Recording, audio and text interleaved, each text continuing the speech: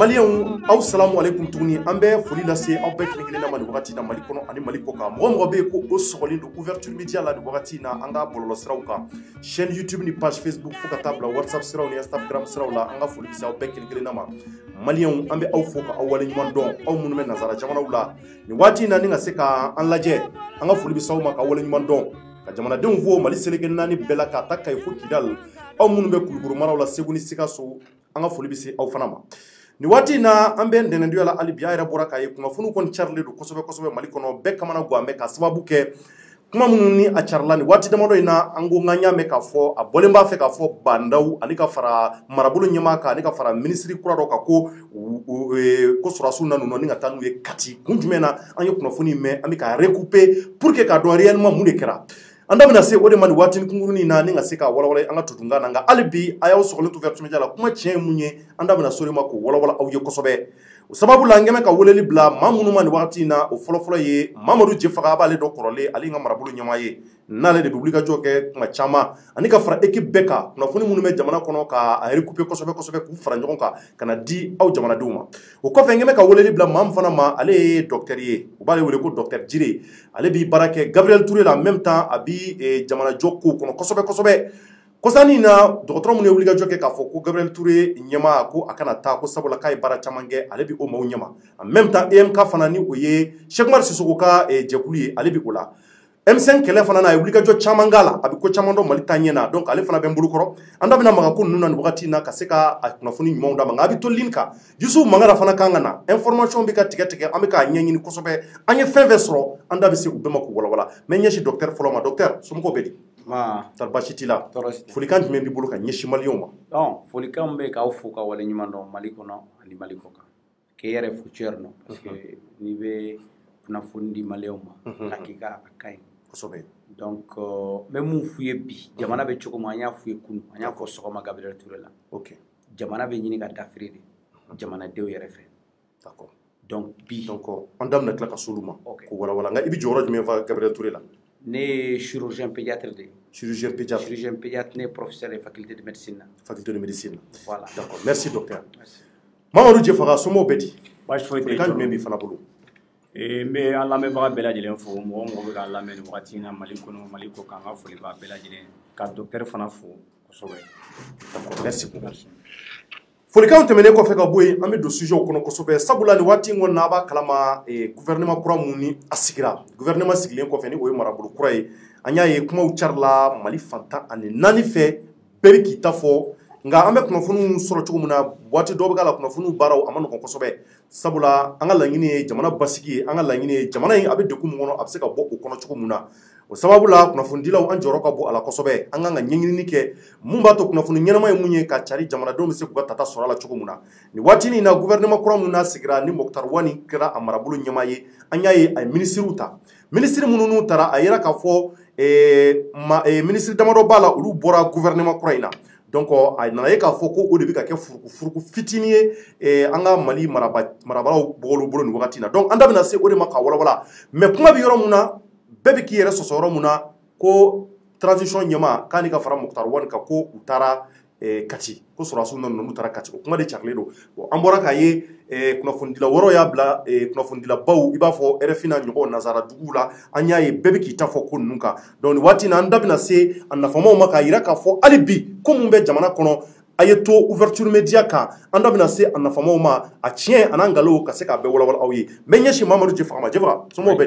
di an y'a ye k'a fɔ bɔlɔlɔ siraw kan bɛɛ bɛ k'i ta fɔ kunnafoni ninnu an y'a ye k'a fɔ ko sɔrɔdasiw ko u taara Bandaw nɔ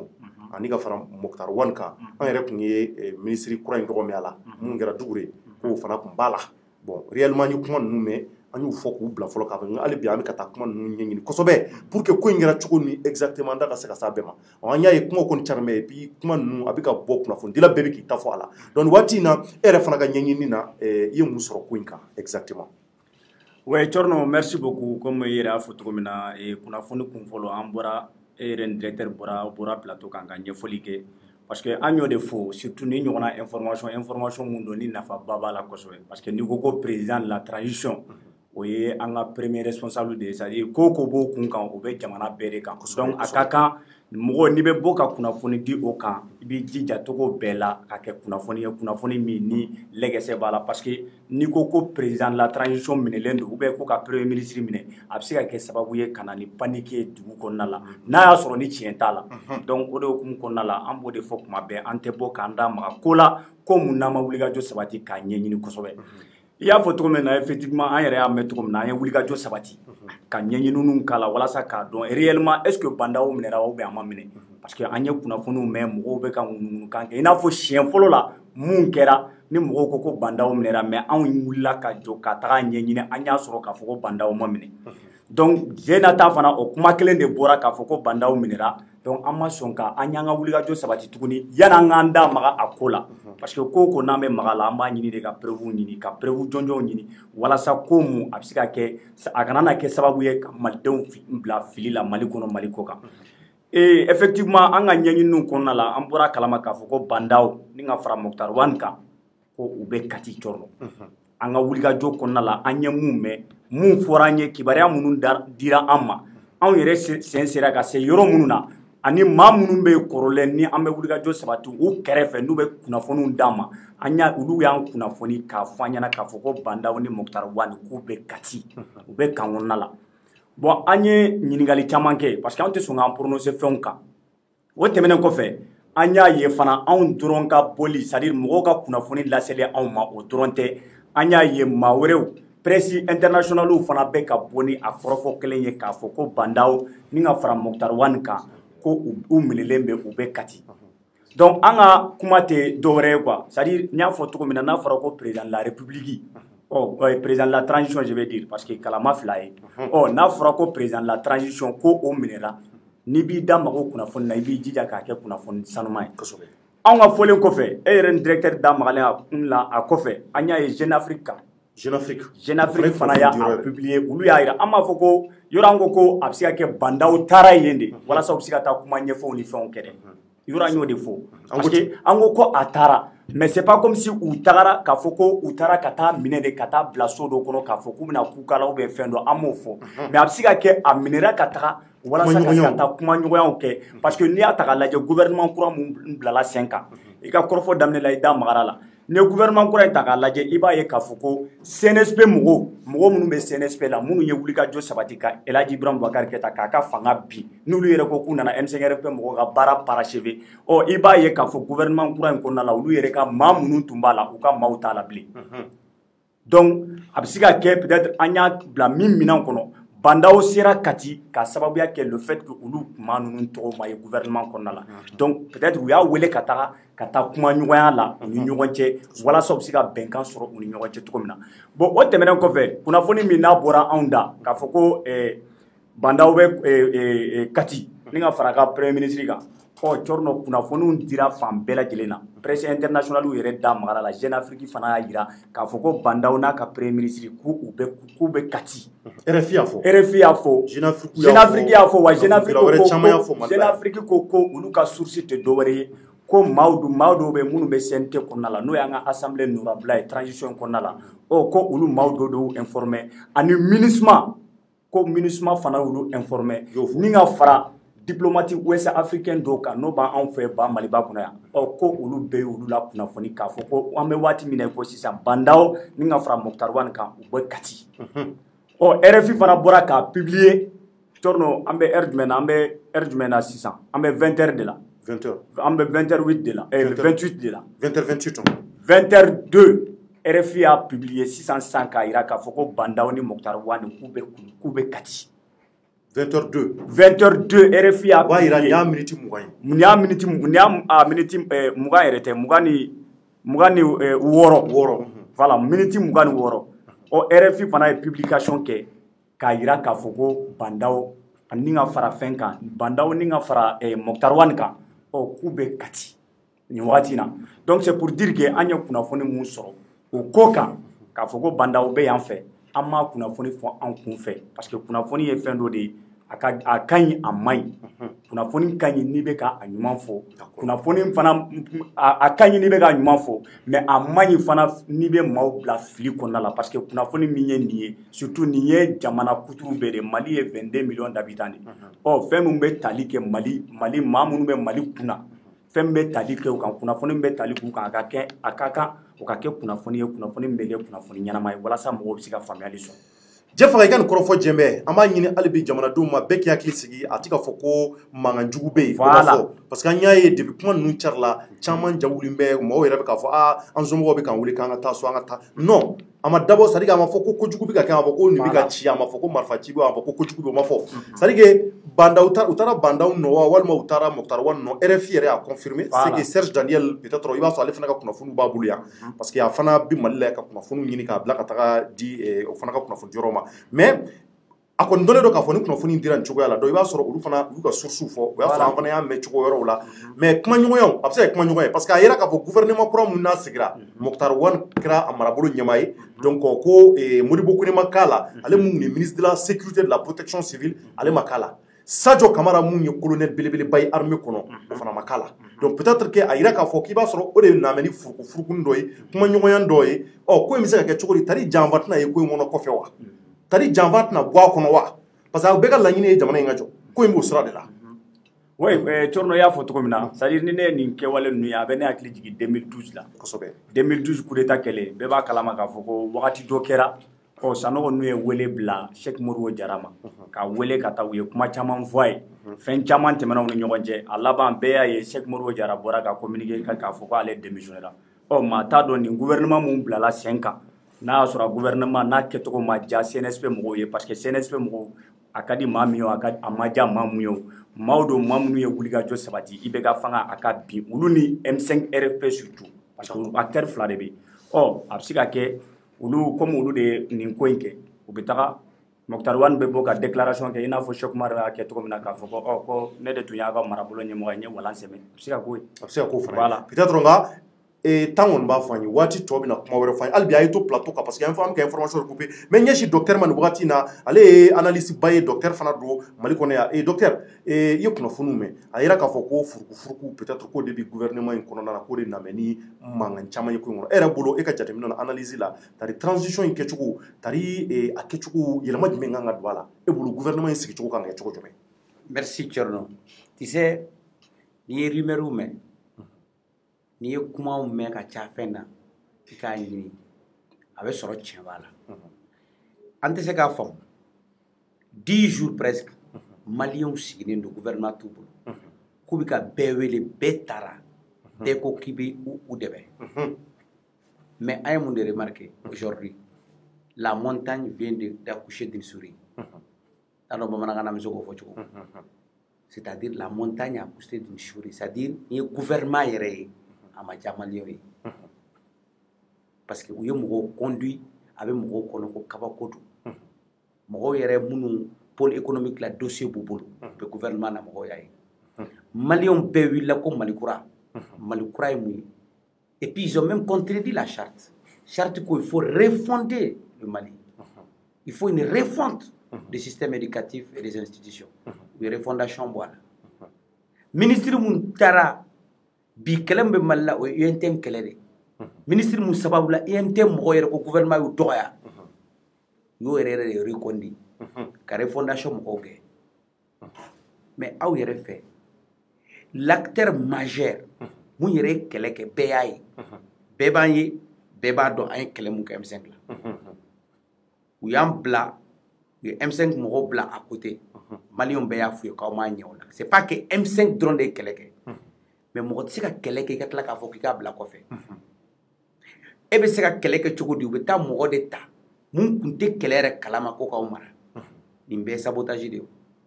on peut pas faire une révolution i bɛ taa mɔgɔ ta mun bɛ foro la ka na n'a ye k'a ka mɔgɔw diriger ni Mali yɛrɛ tɛ est ce que nin bɛ se ka ye jamana na voilà des erreurs minnu tɛ se ka tolérer vérité de bɛ ban diɲɛ latigɛ nin na n'i ma tiɲɛ fɔ a don hali k'i daminɛ bi aw yɛrɛ y'a ye olu yɛrɛ de bɛ ɲɔgɔn na mais ce n'est pas notre souhait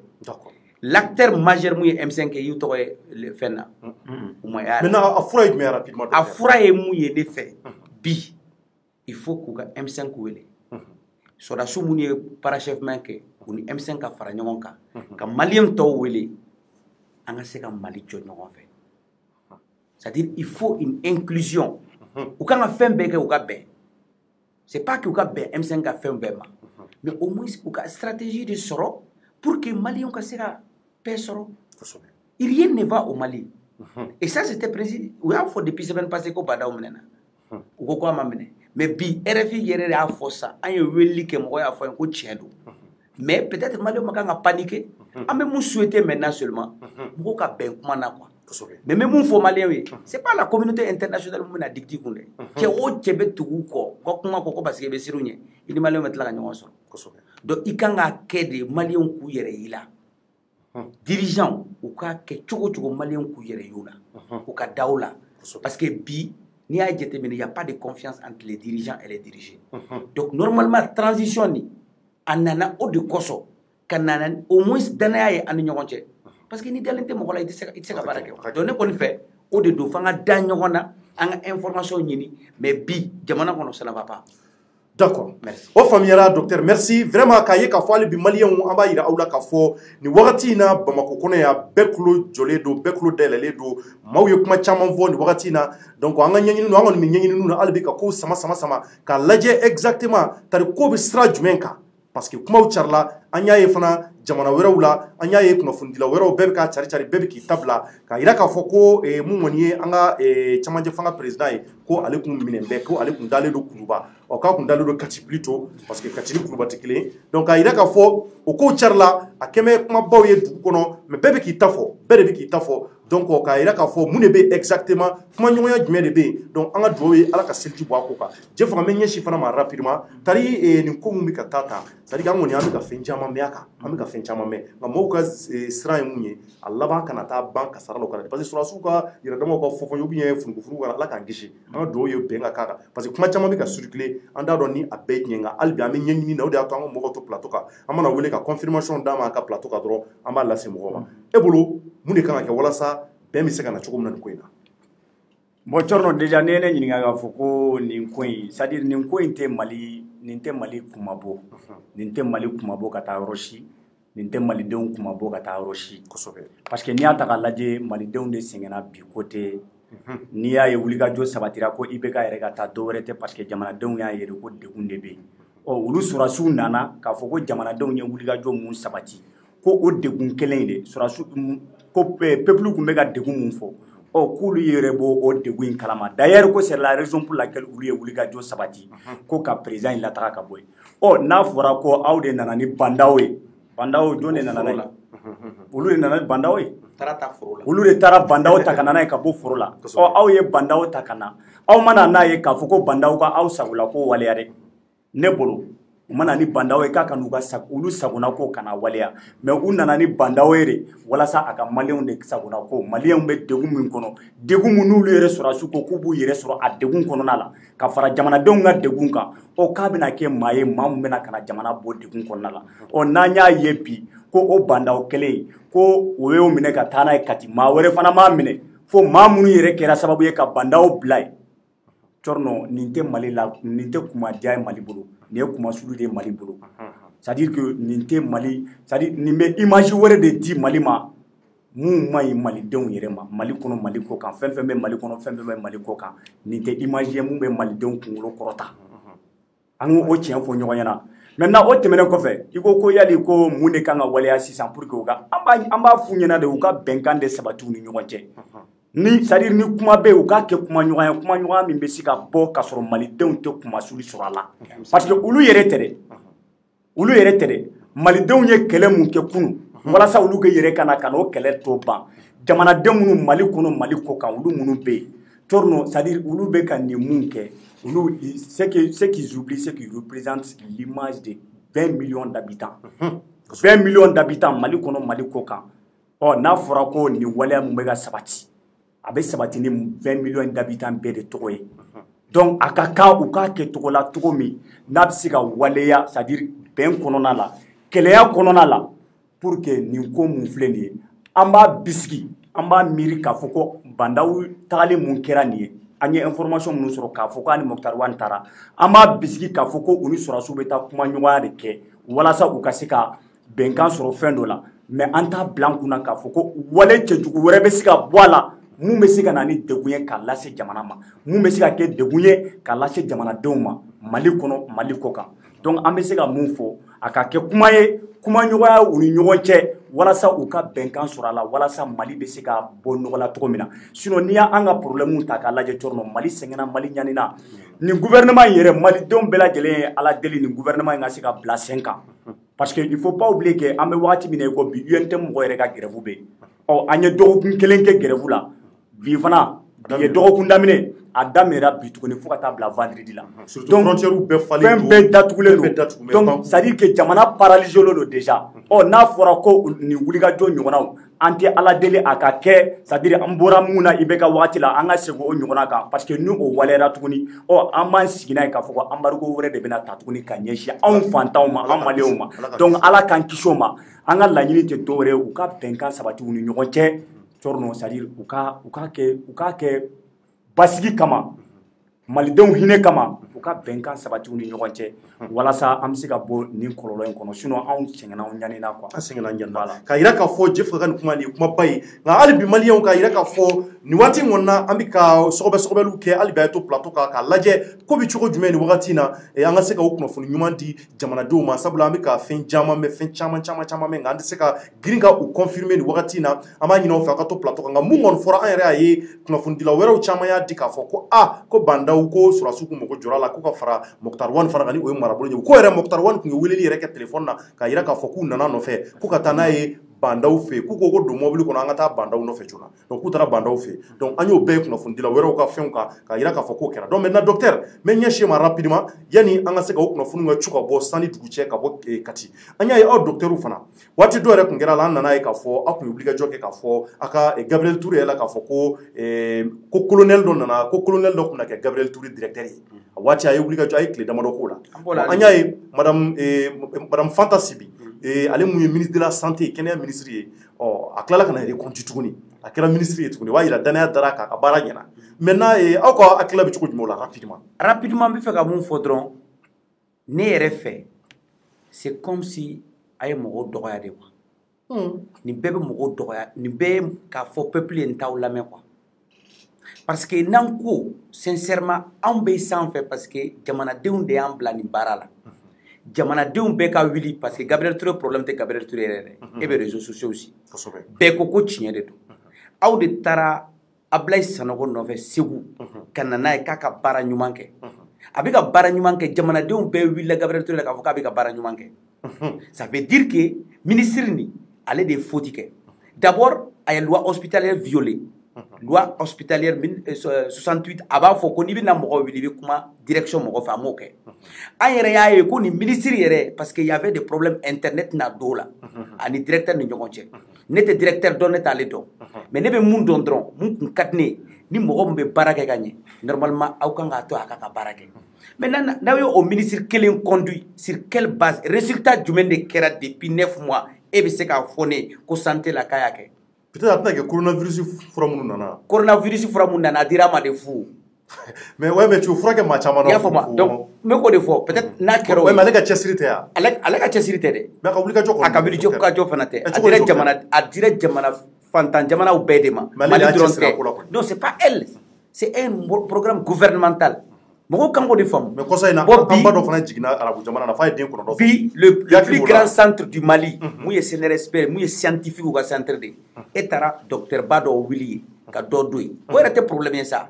ne y'o de fɔ quoi c'est-à-dire an kana foyi de kɛ nin transition na mun bɛ se ka kɛ jamanadenw bɛɛ ban ye ça c'est un mais nous y'a conduit on peut pas empêcher mais seulement a bɛ se ka changer quoi a bɛ se conseil bɛ se ka demander dɔgɔtɔrɔw fɛ quoi donc ne bɛ fɛ k'o de fɔ filanan ye mun ye Thierno n bɛna mun f'i ye bi quoi c'est-à-dire Mali problème tɛ Mali ko ye koyi an de bɛ ka hami ni fɛn minnu b'a ɲɛ ce n'est pas leur problème sinon e IMT grève ye e delila ka mɔgɔ jumɛn de ye mɔgɔ ba ninnu an bɛ minnu dɔn minnu wulila k'u cɛsiri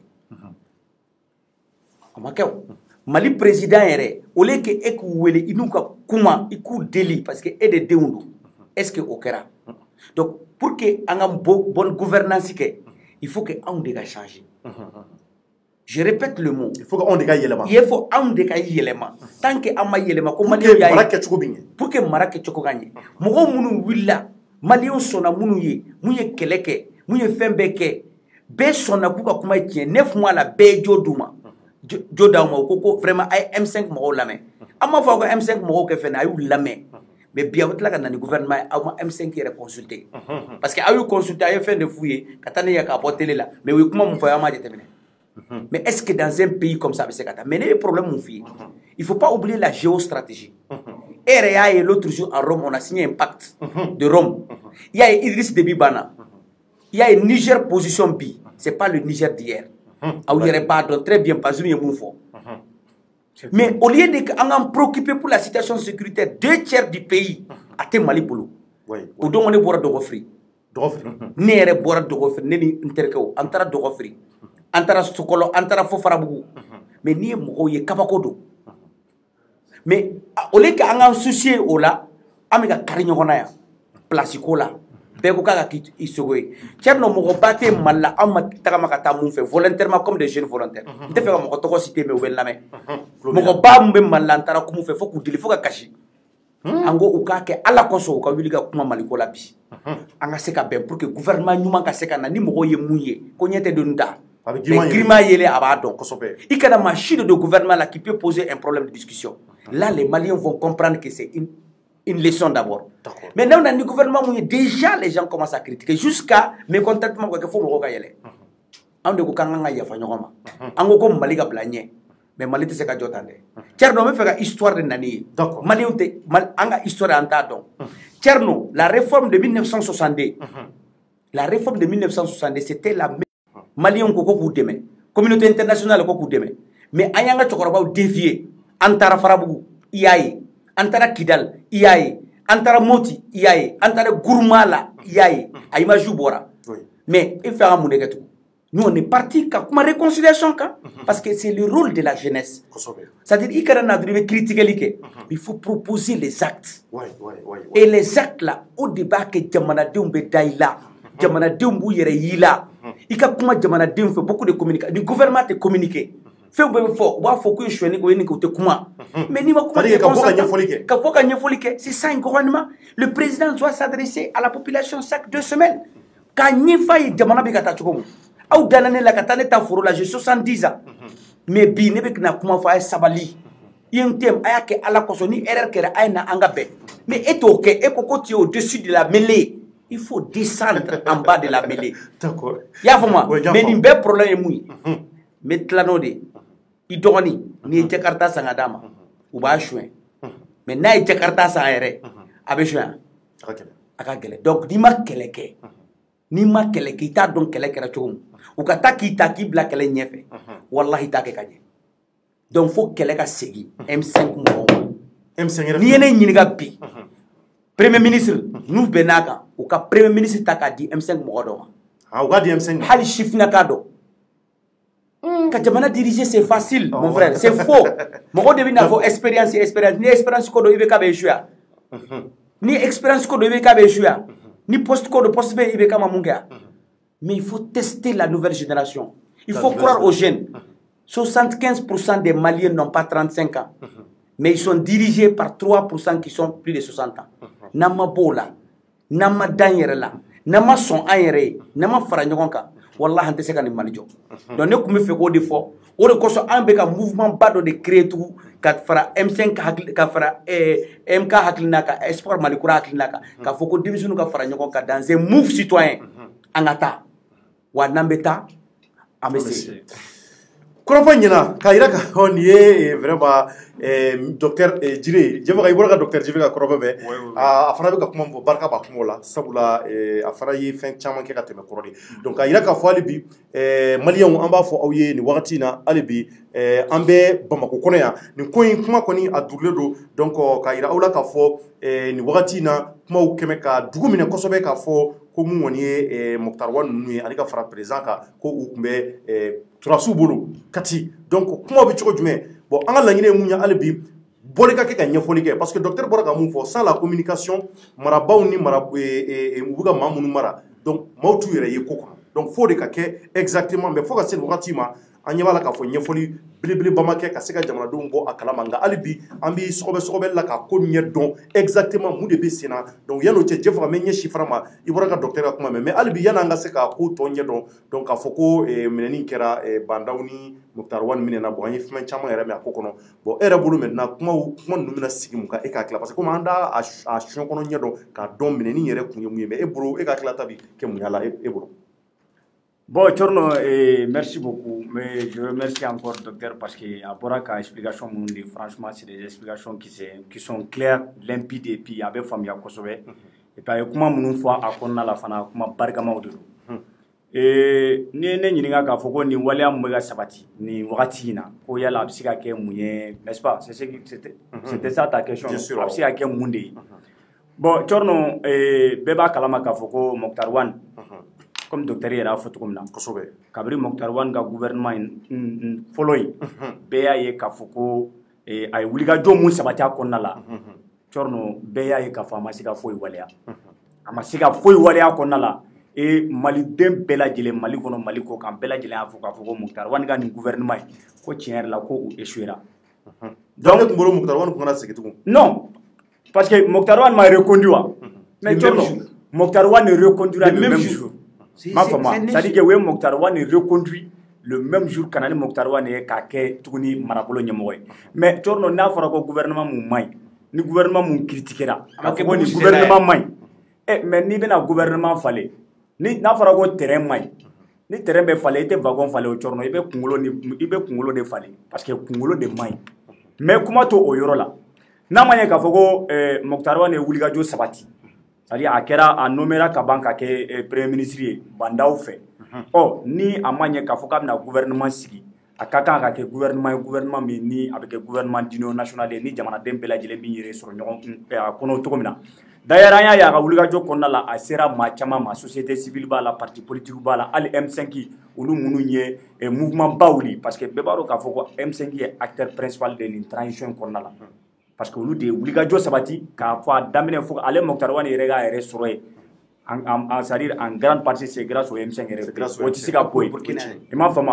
donc n'a ma ɲɛ k'a bɛna on pensait que gouvernement min bɛna a gouvernement in kɔni a bɛna kɛ gouvernement d'union nationale de c'est-à-dire que maa caman bɛna na u yɛrɛ sɔrɔ a kɔnɔna la mais ni liste min bɔra même si parti politique dɔw b'a kɔnɔ mais an y'a ye k'a fɔ ko M5 kɔni maa t'a kɔnɔ donc peut-être a bɛ se ka kɛ M5 ma da o kɔnɔna la ka sababuya kɛ u ye kumakan minnu fɔ ko tant que n'u olu recommandation ma waleya sinon M5 consultera mais M5 y'o de fɔ k'olu bɛ don gouvernement kɔnɔ c'est-à-dire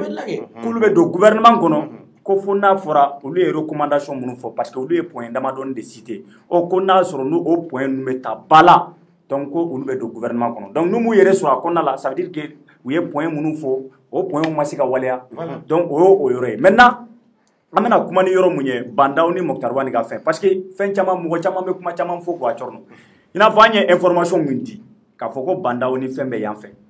an tilara k'a fɔ ko information mun n'an y'a di a information chaîne internationale y'u da maga la ce n'est pas comme si anw dalen t'an ka crédibilité la non mais c'est pour dire une fois de plus que an ye kumakan mun bɔ an da k'a fɔ non seulement an kelen y'a fɔ mais hali mɔgɔ wɛrɛw fana magara la sinon Tchorno yani France 24 ka kuma kan yani RFI ka kuma kan ni ɲɛmaa pere de bɔra ka information di yan kan ko bandaw ni ka fara Mukutari Wade kan k'u bɛ Kati o information aw bɔra k'o di yan mais munna an bɛ exemple munna an bɛ an ka kɔrɔfɔ kɔnɔna la an bɛ RFI ni fɛnw fɔ parce que an b'o fɔ de walasa k'a yira maaw la k'a fɔ ko information min n'an bɛ k'a fɔ kunnafoni min dira an ma an ka source fiable de don wa n'i y'a ye anw kelen m'a fɔ maa wɛrɛw fana y'a fɔ c'est pour dire une fois de plus an bɛ ka mun fɔ ko tiɲɛ de don maintenant Mukutari Wade ka taga fɔ Kati ni ka fara bandaw kan Tchorno ne bɛ se ka nin bila mun minɛn kɔnɔ o tɛ dɔwɛrɛ ye maa mun sɔnna o ma o maa mun ma sɔn o ma o gouvernement kura mun bilala sen kan Tchorno a gouvernement membre maa minnu tɔgɔ b'a kɔnɔna la minnu ye CNSP mɔgɔw ye u ma jɛ ni nin ye de o de ye wulikajɔ dɔrɔn ye nin ye e bolo ne bolo a wulikajɔ sababu ye nin de ye parce que yani bi ka se an y'a ye kabiri waati min na Mukutari Wade reconduira a ma diya u ye il faut pas conséquence c'est-à-dire que les phases quoi anga tiere fo ñogo yana kabiri Mokhtar Wane reconduira a maja CNSP mo yere alna soro ni CNSP ni CEDEAO mo la ñini ke ko CNSP ka ci akoni cira papier ka ngambaro ci CNSP be akoni cira sur le papier a fora ko CNSP cira mais mamunu ye wuliga jo sabati munu tunye CNSP membre ye ulu be halsa mais CNSP koni cira mais ulu de ulu koni be halsa donc anya ye kabiri Mokhtar Wane reconduira a majaw ye dore sari femre wale ara tuguni mumbe ke sababu ye mumba ira tuguni ka foko a majaw ye wa wuliga jowre sabatira bandaw ni Mokhtar Wane fe mumba ira na ka foko foy mun la se kati dore te CNSP mo ils sont mécontents de ce nouveau gouvernement parce que ni gouvernement ta galaje makura munu ba konona la mo munu nana akonna la iba ye ka foko gouvernement korole mamunu tumba kono CNSP korole parce que anga ke CNSP korole parce que a cira CNSP korole nga maw ko ni ka représentant chama tumba akonona la mais ni gouvernement mun blala sur place iba ye ka foko olu CNSP mo yere chama boru la de mbesi ka fo yere mata kono peut-être na bora mo kelena ne be mun donde ne be mamun don ko olu ye acteur yere ye CNSP ko na la na bora wage yere kelena a to nunu ne bolo yu be seme ka boy muru ko ne tumbe gouvernement korle na muru ko ne borala Sadio Camara tumbe gouvernement kono Sadio Camara borala maintenant ni ma ira ka foko déjà fin fla de be mu be ke sababu ye ni surasu c'est à dire u ye wuliga jo sabati wala sa ko me contentement ira a folo Mokhtar Wane reconduira ma jawye a flana ni gouvernement mu blala 5 ans a gouvernement ko na la chorno luka machita la alors que beba kalama ka foko CNSP fleni mamunu ni wala c'est à dire que mamunu ni be CNSP kono olu fana mako be garantie do de la c'est à dire pour l'avenir parce que u be yoro muna pour que u kana janfa parce que u be yoro muna chorno u ye wala mu sabati aye majawa ma majawo u ye coup d'état de ke ibegala d'accord amo fo pour que ulu be se ka garantie soro aka kanko ko na be wala c'est à dire ulu ka se ka kuma kando ka so ka fuye ou be fendo ka se ka wala mumba to ulu be garantie soro bi kotere chini parce que absika ke anya ye 2012 mun kera sanogo ayala beya ye mun kera ayala aya unana politicien yu dado aya koro ka fen jamanke o la bana to mina bela jila aya taraka sola o ko fali clotele abe somi donc voilà d'accord ni wati na docteur microphone labandi ma yana nga Yusuf Mangara reçoit plateau ka ale fana kana analyse ki abole ma ale fana kuna funi do choro kaba donc ambia kuna fundi di kama albi jamana donc krotome ka an kono mune bi exactement kati tar kuma mbi ka fo mune bala donc Yusuf Mangara ale bi srala kana ka kati bele bala climatiseur bala abna do soni nga studio sumali ngono o ay kuna funi munu zoro amna jenni nga seka trapasso ñoko fe maintenant docteur Djili aklata ika krofol laba ni mali ka nyata kan ni na maintenant mbe bulu ka nyeshi mali marabako rapidement Tcherno ini ini baraji Tcherno mande ko bonya be mande bonya masigi be mande mali on kan afon anga nyemogo anga jode ndaro ni afon nya famia awbe ji sanga dum awbe so sanga dum awbe mobili sanga dum nu banna awbe tanu fo faraje ulu yere ko kuma ko ta awka docteur solare non kulu be ta furake fo mali o mo fo dumuni mumbe dum ta sara wa o kofe fond de souveraineté 150 millions de président en dehors de fonds de sécurité kunu ne a me ko 6 millions fana be damato ne fa ni réellement nana jamana jode la si réellement tu as la volonté politique qui ga jamana jo a garantie dirima de donc ne be weli mun kan ga jamana dirigeant ma durant tout ce temps o ga ke Modibo nyongo esa tori Modibo sara condition mun na be ba do Modibo ko mali chifina kaw de tay mali kera chogo chifina kaw nondo me kuma baw de fiere parce que ambe jo la bi parce que anga dirigeant de majo ande be wili ka fo France des États-Unis non ni ne tariga du kono ibi dew mine chogo mu ne fana bi traité tene ni faraje nana unyeba la anga dirigeant ban traité chogo mu hali wari mu be di ka ku de mbodo donc ne be fait jamana de anga yere ressaisi quoi professeur Bodafisi a fo anga yere saisi anga donc kan kun dona filila an k'an tɛgɛ di ɲɔgɔn ma an ka kan kelen fɔ an k'an ka jamana jɔ an bɛ 21e siècle de la koyi aujourd'hui c'est le siècle de la technologie c'est la guerre médiatique vous comprenez jamanaw bɛɛ taara kan to yen Sénégal filɛ hali a tɛ comparer Abidjan filɛ hali a tɛ comparer Burkina filɛ hali a tɛ comparer bi jusqu'aujourd'hui an bɛ ka coup d'état de kɛ nin kan ka malo sa nin kan ka anw malo Modibo ma sigili nin ye il a été l'incompris éternel des Africains. Chini, on va célébrer le 25 mai, la journée de l'Afrique. Don yo waleya, don ya charti sebe.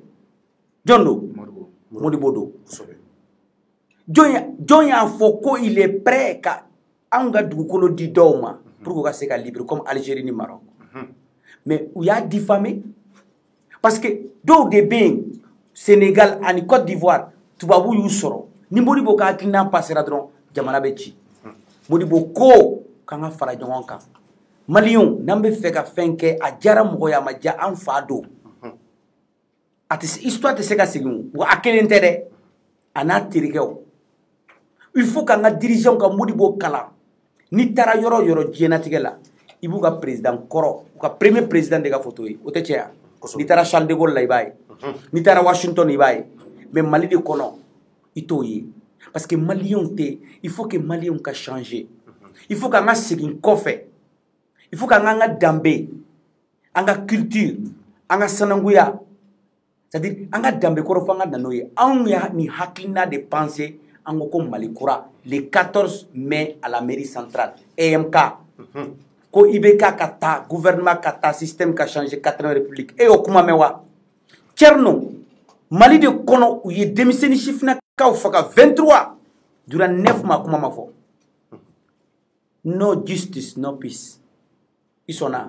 tant que justice tɛ yen parce que bɛɛ bɛ malifan ta pour te rendre justice et son nom Mali rébellion a ju ye injustice sociale de Tcherno Kidal hali ji tɛ yen ka min Tcherno anw taara Kidal an ye san 3 de kɛ yen hali o dongo professeur de maths lycée la a tɛ yen Tcherno u kan ka baki kɛ ne taalen Kidal de ko ne n ka kɛ ala kosɔn ko ne Bamakɔ n ka mɔgɔ ɲininka d'u ma ne yɛrɛ taara jeune dɔ ta k'a bila ka taa Kidal sisan i bɛ se n ka numéro d'i ma i b'a wele kɔfɛ ale de bɛ Kidal ka mathématique kɛ lycée bɛɛ kun ni n'o mɔgɔ ma wuli n'o mɔgɔ dara a bɛ se ka faamu cogo di Tcherno Kidal CCRF c'est le meilleur CCRF au Mali mais dɔgɔtɔrɔ kelen tɛ CCRF la Mali tɔgɔ la Tcherno n bɛna kumaba dɔ f'i ye dɛ dɔgɔtɔrɔ kelen tɛ Kidal Mali tɔgɔ la ONG de bɛ ka Kidal ta Kidal bloc a cɛ ka ɲi ni an ka dɔgɔtɔrɔba ninnu bɛɛ bloc ye wa fɛn bɛɛ b'a la fu i b'o kalama Kidal i bɛ opérer fu ONG de bɛ k'a ta mais n'aw ma se k'o kɛ aw bɛ fɛ cogo di ninnu ka d'aw la an ka président ça fait 9 mois e delila k'a ye a ka taa Kidal la ka taa f'u ye dɔrɔn ne nana ne de y'aw f'a ye a ye bɛn a m'o kɛ a taara Tɔnbukutu wa a taara a ma taa yɔrɔ si ça c'est un donc n'i bɛ fɛ mɔgɔw ka d'i la Tcherno il faut te sacrifier le sacrifice ultime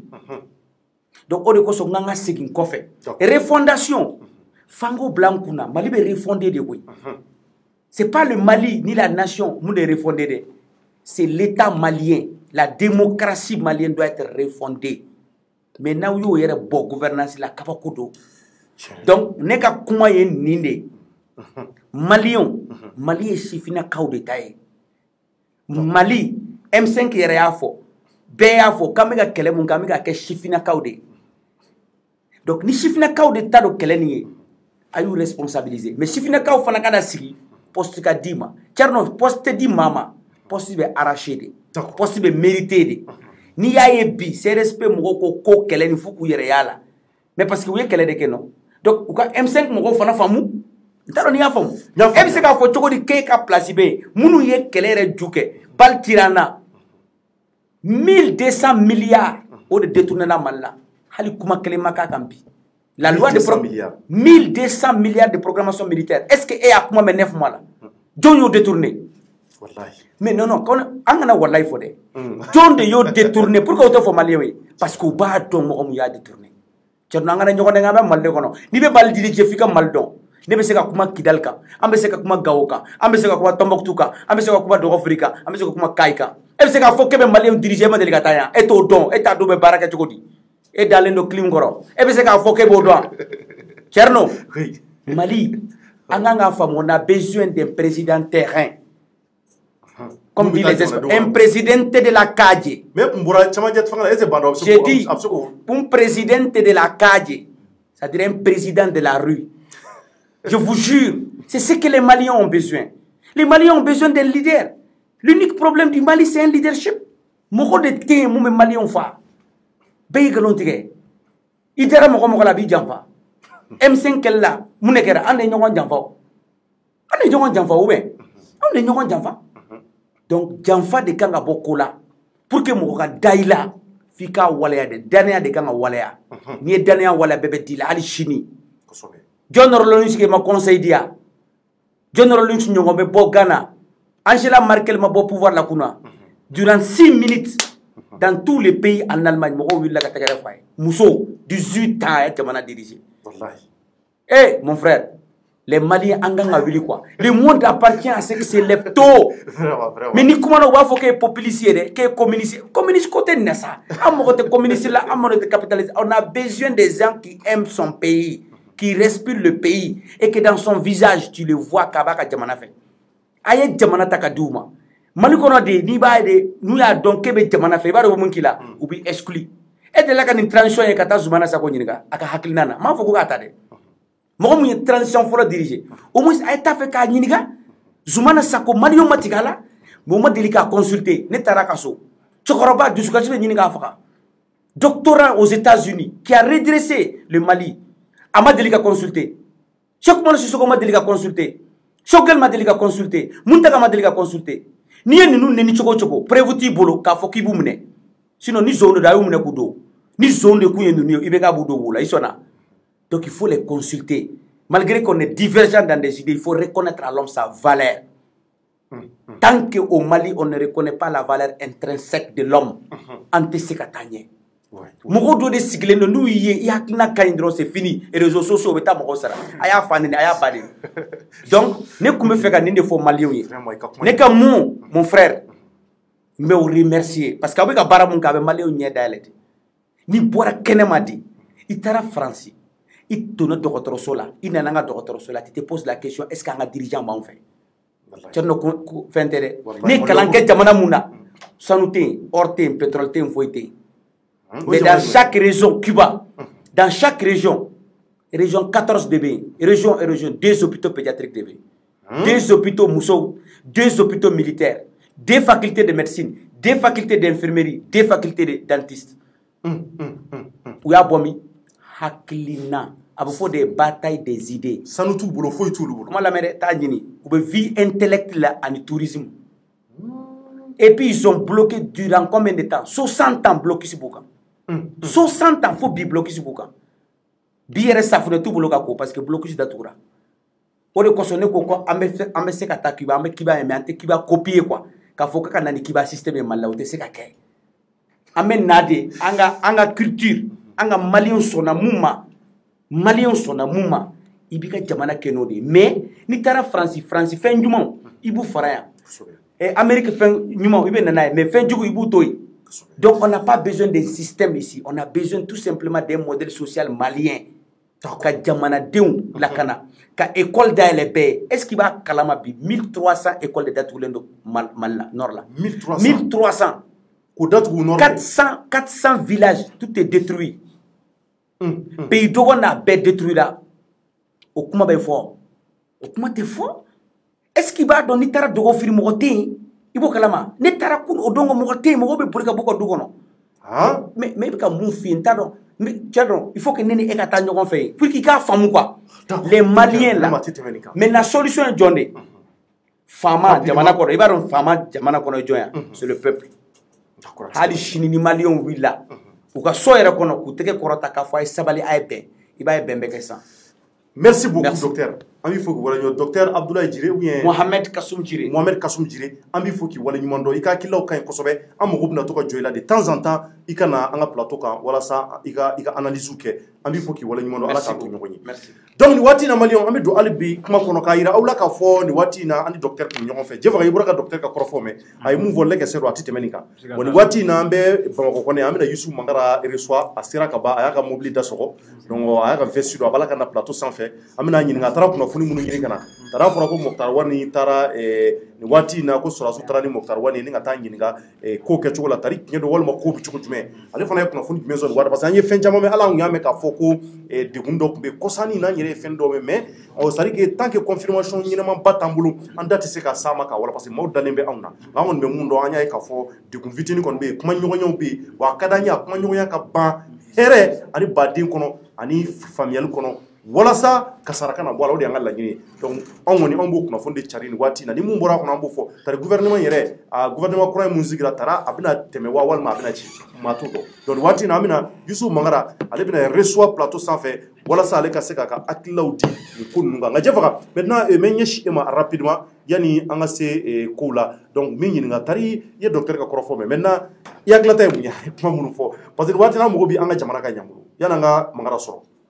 Ouais, bon, je pense que docteur ye kuma minnu fɔ Thierno a bɛɛ ye lɛgɛsɛ de ye parce que jamana in n'i y'a ye an bɛ nin yɔrɔ in na n'i y'a ye situation bɛ nin cogoya la halisa Mali ma se ka bɔ nɔgɔya la dɔ wɛrɛ tɛ parce que an ma deli ka leader ɲɛnama de sɔrɔ Thierno ne yɛrɛ bɛ se k'a fɔ n'a bɔra Modibo Keyita la maa o maa nana jamana in kɔnɔna la a si ma se ka fɛn waleya an bɛ se k'a fɔ min ma ko tare la preuve en est que Modibo nana yan a ye fɛn o fɛn waleya jamana kɔnɔna la a ye wulikajɔ sabati ko o ko la olu ko minnu nana a kɔfɛ ole ko u ko don ba la u bɛɛ nana ka n'o dafiri de Thierno u y'a bɛɛ dafiri fɛn kura t'a la donc n bɛ se k'a fɔ n ko docteur ye fɛn fɛn fɔ vraiment moi je suis entièrement d'accord avec lui leader ɲɛnama de tɛ anw bolo voilà d'accord nin waati in na ɲɛmaa sera an ka plateau kan ɲɛmaa taara baasi t'i la i seginna ka na tuguni i k'i ka kati ta ni ka i kunsi dugu fana ma ka taa kunnafoniw ɲini an b'a fɔ i bienvenue encore i b'a dɔn ni dugu ɲagaminen don sɔrɔdasi dɔw m'a fɔ k'a bɛɛ dɛ sɔrɔdasi dɔw bɛ bɔ ka yala ka katikatiw de ɲini i kana na maaw ɲɛ dɔn na dɛ mais dugukɔnɔ kun sumalen don wa bon dugukɔnɔ sumalen don tiɲɛ yɛrɛ dugukɔnɔ sumalen don d'accord alhamdulillah d'accord donc ɲɛmaa maintenant an mago b'i kunnafoni na rapidement k'a dɔn hali bi ko bi situation jumɛn na nin wagati in na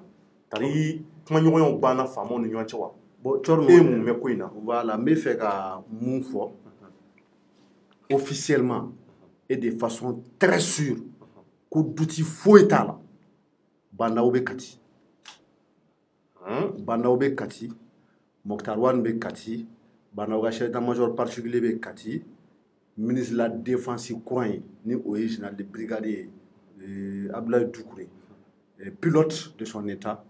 n t'a dɔn n'ale bɛ yen nɔ mais a fɔra k'a fana bɛ yen nɔ mais n tɛ se k'o ta confirmer mais n kɔni b'a dɔn bandaw Mokhtar Wani u bɛ yen nɔ maa minnu yɛrɛ bɛ bandaw officiel minnu bɛ bandaw lakana maa minnu yɛrɛ b'a lakana ne n'olu yɛrɛ ye ɲɔgɔn sɔrɔ ne n'olu ye ɲɔgɔn sɔrɔ u taara n'a ye u taara nɔfɛ k'u kana Kuruba k'u ka taa réunion d'urgence dɔ kɛ Kuruba réunion d'urgence k'u ka t'o kɛ Kuruba o kɔrɔ ɲɔgɔn ye belebeleba dɔ bɛɛ b'a dɔn ko Kati tagasira fila tɛ Kati la ne bɛ bɔ Bamakɔ tagasira fila tagasira saba tɛ yen nɔ fila de bɛ yen i bɛ taa ni Samɛ sira ye walima Kuruba sira o bɛ taa ni Kuruba sira ye donc u taara cɛkɔrɔba nɔfɛ k'a ka na k'u bɛ taa Kuruba ko ka taa ɲɔgɔn ye ko réunion d'urgence bɛ yen nɔ donc u tɛmɛna u b'a fɔ min ma denmisɛnninw ko Waraba Filɛso parc national jardin zoologique u tɛmɛna n'o da ye ka munumunu ka tɛmɛ ni centre Balafaseke yɔrɔ ka munumunu gudɔrɔn fɛ donc u sera ni mina fɔ sa donc u selen Kuruba o y'a sɔrɔ cɛkɔrɔba yɛrɛ hakili tigɛ n'o k'a fɔ k'u bɛna taa numan fɛ gauche fɛ ka taa n'a ye Kuruba i yɛrɛ ka kuma a ka palais climatisé ba kɔnɔna la u ye sira fara ka taa n'a ye Kati à droite u ye sira fara ni cɛkɔrɔba yɛrɛ mais an ma ɲininkali kɛ u taa n'a ye minɛ bon Thierno a bɛ retraite la o ala k'a ko kɛ hɛrɛ wa fanga bɛ denmisɛnninw de bolo bi dɛ fanga bɛ denmisɛnninw bolo dɛ colonel jeunes u ka kɛnɛ dɛ fanga b'olu de bolo dɛ u ka kɛnɛ kojugu donc voilà dɔw taara n'a ye Kati ale bɛ Mokhtar Wani bɛ yen donc wa ko wɛrɛ tɛ i b'a dɔn information filɛ nin ye ni i b'a di sariyaw de b'a la règles de b'a la kosɛbɛ sariya ninnu bɛ mun yira ni i dalen tɛ mun na i b'a bila o conditionnel i b'a fɔ ko an tɛ se ka nin confirmer a fɔlen don mais an ka information fɔlɔ min b'an bolo an b'o di n'a confirmera an b'a tɔ dafa an b'a tɔ dafa o de fɔlen don sariya yɛrɛ kɔnɔ kunnafoni kɛcogo la kunnafoni kɛcogo la b'o kalama siɲɛ fɔlɔ an ko on pense qu'il est là-bas n k'a bɔlen b'a fɛ a bɔlen don a fɛ parce que o ye conditionnel de ye bamanankan conditionnel mais a bɛ yen bi a bɛ yen sini o duti ka bɔ diɲɛ bɛɛ la Mali kɔnɔ Mali kɔ ka banda o bɛ Kati Mokhtar Wane bɛ yen o sɔsɔli yɛrɛ tɛ yen yɛrɛ ɔ donc an ko fɛnɛ k'an t'a dɔn u bɛ mun na ɲɔgɔn ye ninnu kɔnɔna la an t'a dɔn ni gouvernement ko de don ou bien ni fɛn wɛrɛ ko de don bon an bɛn'o duti fɛnɛ bɔ bɛɛ la gouvernement lisi ko de don gouvernement lisi ko don ko wɛrɛ tɛ dɛ k'a fɔ ko karisa cɛ ka cɛman ye o tɛ dɛ gouvernement lisi ko de don ko mun bɛ lisi la k'a nɔgɔn bɛ wa walima an ka émission dɔ sen fɛ il y a à peu près quelques jours n ko yanni bandaw ka taa Faransi n ko n ye information dɔ sɔrɔ mun b'a yira k'a fɔ ko Mokhtar Wane tun ye proposition caman k'a ye lisi 3 n ko lisi 1 bɛ yen nɔ n ko sɔrɔdasiw bɛɛ b'o la sɔrɔdasi maa 4 minnu bɛ gouvernement na Wage lieutenant colonel Ablaye Maïga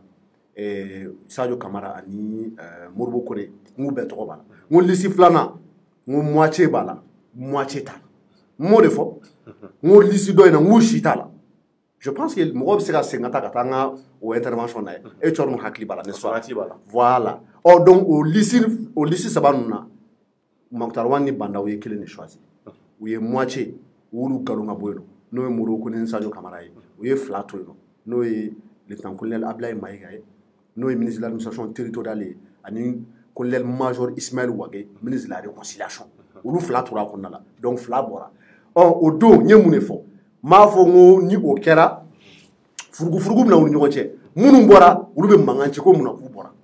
donc minnu tora kɔnɔna la olu b'a fɔ non cɛ a y'a faamuya sa an ka lajɛ nin ko in tɔ man ca a tɔ tora kalo 10 kalo 9 donc a kɛra cogo cogo hali n'aw tɛ kɔnɔna la anw bɛ yen nɔ an b'aw défend an bɛɛ de ko in kɛ ɲɔgɔn fɛ n ko mais n ko furugufurugu bɛ na n ko o ye quelque part k'u kun kari ɲɔgɔn na n ko ou bien n ko lisi 3nan n k'u bɛɛ bɛ bɔ kɛnɛma bandaw va s'assumer face aux militaires ala k'an kisi furugufurugu bɛ sɔn ka bonya o kɔnɔna la mais tension sociale bɛ sɔn ka apaiser parce que a bɛ na ni politique mɔgɔw ye kɔnɔna la ɔ donc a kɛra lisi 2nan ye bon malheureusement an kun sirannen don mun ɲɛ a kɛra o ye parce que maa minnu bɔra ils ne sont pas contents olu tɛ maa wɛrɛ ye colonel Sadio Kamara ani colonel Modibo Kone u bɛ garde nationale la olu 2 de bɛ garde nationale la ɔ donc maintenant cɔrɔno en termes de représentativité en termes de nombre n'o o ye hakɛ ye en termes d'équipement ne tɛ fɛ ka sɔrɔdasi fisaya ni sɔrɔdasi dɛ parce que ne bolo Mali sɔrɔdasi bɛɛ ye kelen ye i kɛra bere rouge o i kɛra armée de l'air ye bere bleu i kɛra armée de terre ye bere vert ou bien i kɛra garde nationale ye n'o ye bere marron ninnu ye ou bien i kɛra gendarme ye ne bolo aw bɛɛ ye kelen ye mais il faut avouer que bibi na garde nationale filɛ nin Mali la u jɔyɔrɔ ka bon kosɛbɛ cɔrɔ u ka ca ni armée de terre yɛrɛ tɛ ne ɲɛ tɛ kɔrɔ wɛrɛ la mun ka ca n'u ye u ni armée de terre yɛrɛ bɛ ɲɔgɔn peser wa u équipelen don ka ɲɛ kosɛbɛ u formelen don ka ɲɛ kosɛbɛ et puis u bɛ théâtre d'opération kan o tɛ dɔwɛrɛ o ye kɛlɛkɛyɔrɔ ye u caman déployelen bɛ yen nɔ armée de terre tɛ taa yɔrɔ dɔw la garde nationale yɛrɛ de bɛ taa yen nɔ donc gansan m'a to ni cɛ 2 ye u kun sen bɛ coup d'état la mais cɔrɔ fanga bɛ mɔgɔ mun na ni ko bɛna kɛ jamana kɔnɔna la olu bɛ wele ka na u diyagoya ɔ donc Sadio Kamara ni Modibo Kone garde nationale mɔgɔw u ka cɛbaw don c'est des officiers supérieurs colonel baw don ou bonyalen u ka ɲɛmɔgɔw don donc qu'est-ce qui s'est passé le fait que olu ma don a kɔnɔna la donc il y a des mécontentements yeli Sadio ni Modibo Kone yɛrɛ de kɛlen don ka nin ko in kɛ wa moi je ne sais pas ou bien u ka élément dɔw de bɛ yen nɔ ni a ma diya u ye certainement ou bien CNSP comme CNSP dissous ko CNSP ko kuma tɛ yen nɔ mais a kɛra cogo cogo officiellement c'est dissous mais bɛɛ b'a dɔn k'u tɛgɛ bɛ ɲɔgɔn bolo même si furugufurugunin dɔw bɛ yen nɔ mais tout le monde sait que olu de farala ɲɔgɔn kan et ils ont intérêt ka ɲɔgɔn minɛ walasa u ka se ka ɲɔgɔn protéger Diaw bɛ yen Assimi bɛ yen Wage bɛ yen nɔ Maïga bɛ yen nɔ et il y a ces 2 là donc est-ce que u ye nin élément passé cɔrɔ ministre de la défense c'est pas n'importe qui c'est pas n'importe qui le ministère de la défense c'est un ministère régalien régalien kɔrɔ tɛ dɔwɛrɛ ye c'est-à-dire que ministère so nafama parce que jamana ka lakana o de bɛ o ministre so bolo ministre de la sécurité parce que n'u ko ministre de la défense o ye c'est-à-dire que Mali ni maa wɛrɛw ni ɲɔgɔn cɛ i m'a faamuya ni bamanci wɛrɛw bɛ yen nɔ yɔrɔ wɛrɛw la olu ni Mali ka ni furugufurugu nana don ɲɔgɔn cɛ c'est-à-dire que Mali bɛ se ka kisi cogo di ani Mali bɛ se ka lakana cogo di bon mun ye ministre de la sécurité o ye an ka jamana kɔnɔna la policiers gendarmes olu bɛ lakana sabati Mali kɔnɔna la cogo min na o kalifalen don o ministre la donc pour te dire que les ministres là ce sont des ministères stratégiques donc Moro Kone ni Sadio Kamara bilala o la ma bila yɛrɛ fɛ yen fɛnɛ gansan n'olu wulila ka bɔ yen nɔ Thierno ça peut amener des frustrations frustration kɔrɔ tɛ dɔwɛrɛ ye dimi bon ils vont peut-être se poser la question minnu bɛ garde nationale la Wage mun bɛ gouvernement la Wage ka fisa ni anw ya non peut-être u b'o de bila u kunna personne certainement o ye ne ka analyse ye Wage ka fisa ni anw ya non o kɔfɛ Ablaye Mayiga bɛ yen nɔ o ka fisa ni anw ya non ministre kura mun bilala fɛngɛ place la Sadio Kamara place là, qui était son secrétaire général, le général Doucouré. O ka fisa ni Sadio Kamara ya non Balo mun bilala fɛngɛ place là, Modibo Kone o ka fisa ni Modibo Kone ya ils vont peut-être se dire non bon ne kɔni bolo moi à mon avis ni Mokhtar Wade ni Bandaw tun bɛ fɛ ka ninnu b'o place là ils auraient peut-être dû les remplacer à mon avis par des civils parce que bɛɛ ye Yamusaka livre kalan maa minnu tun t'a dɔn olu bɛɛ bɔra kalama k'a fɔ ko c'est-à-dire que Sorasi ka ta ka bila ministère de la défense la diyagoya tɛ civil bɛ se ka bila ministère de la défense la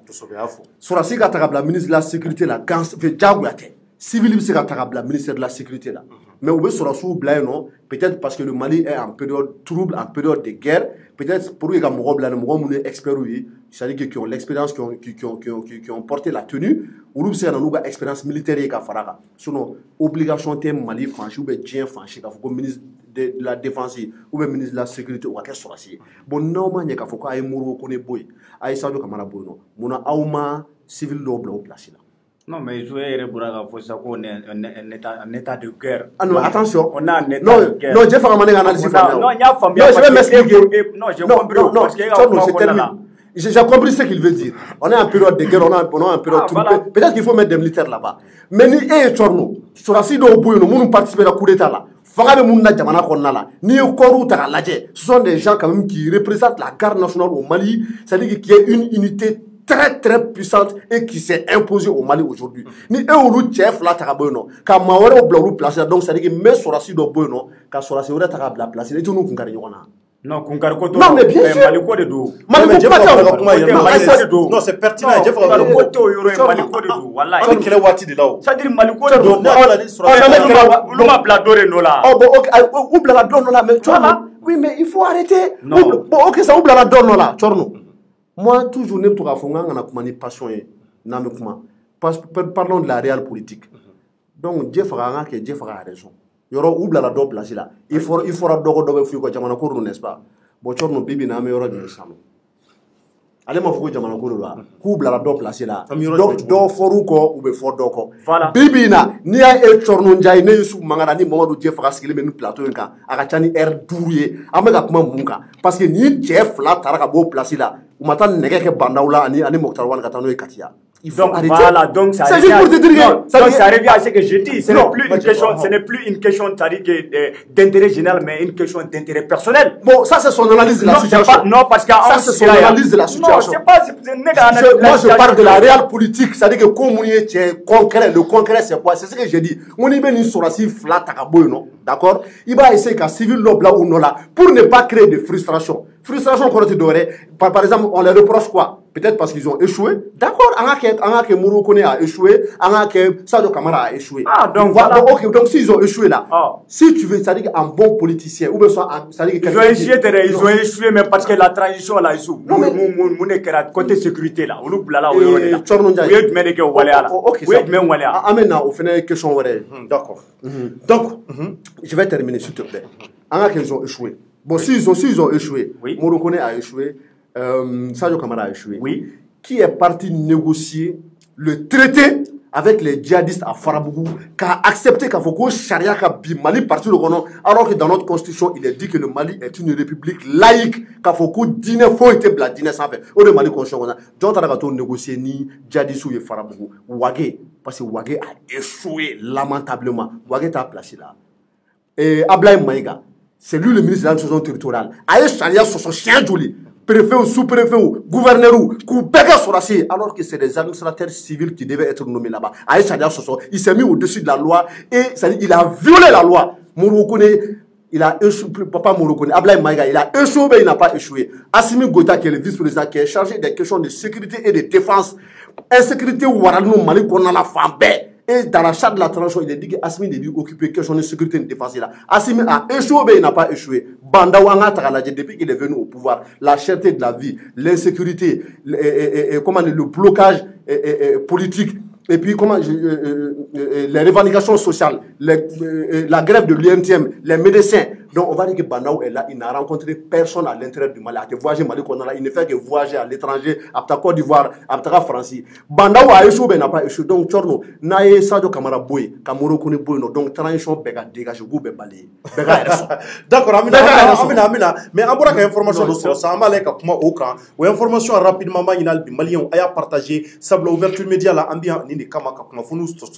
donc Ahmed Dibala, en même temps, ni Knofunu sur l'Amboulou, Chari Chokola. Ou en bonne Knofunu watini na anya meka foko a boleba fe sari ko kon bisina yaro kuma foro ka fo marabolo nyama ni o Moktar Wani ani ka fara bandaw ka ni ale chamanje fanga president ye ayira ka fo kuma kon charle do ni surasu ni nyonchen watina ko la nyini kera munye ku ya nyini ka fo bandaw fe akaseka Moktar Wani de ka debarase ka bo Moktar Wanna ka Moktar Wani mbo marabolo nyama yala bandaw ko aya ida ka korofola ka fo kunno ale bituna ka marabolo nyamaye ale ti se ka bla akada ale na de ko barake donc ko kuma de charme ola ale bi discussion mi sina kuma nyogoyon ko ubisina watina wala sa benga ka se ka sabati uni nyonje donc na kuna funu wera me ko inka mbofo nyama menye shima fema jef ka bora ka nyama kuma la mena ni kuna funu tuna 100 donc anyi ni meka foko bandaw ko ay ko tete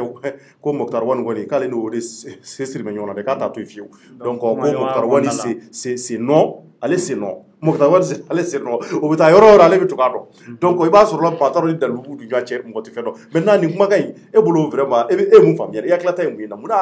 atika Moktar Wani bla muna mune buche e bolo. Bon, Tchorno, peut-être Bandao ba fega ira surasu la, c'est vrai, ou de tarane no fe kanta ga bonga foro la.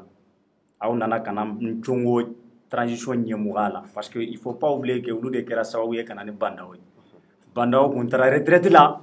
Tchorno aye Bamako ere blakata da ka foro la. Donc surasu de kera sawaye ka foko bon aina Bandao na ikana kana jamana mara.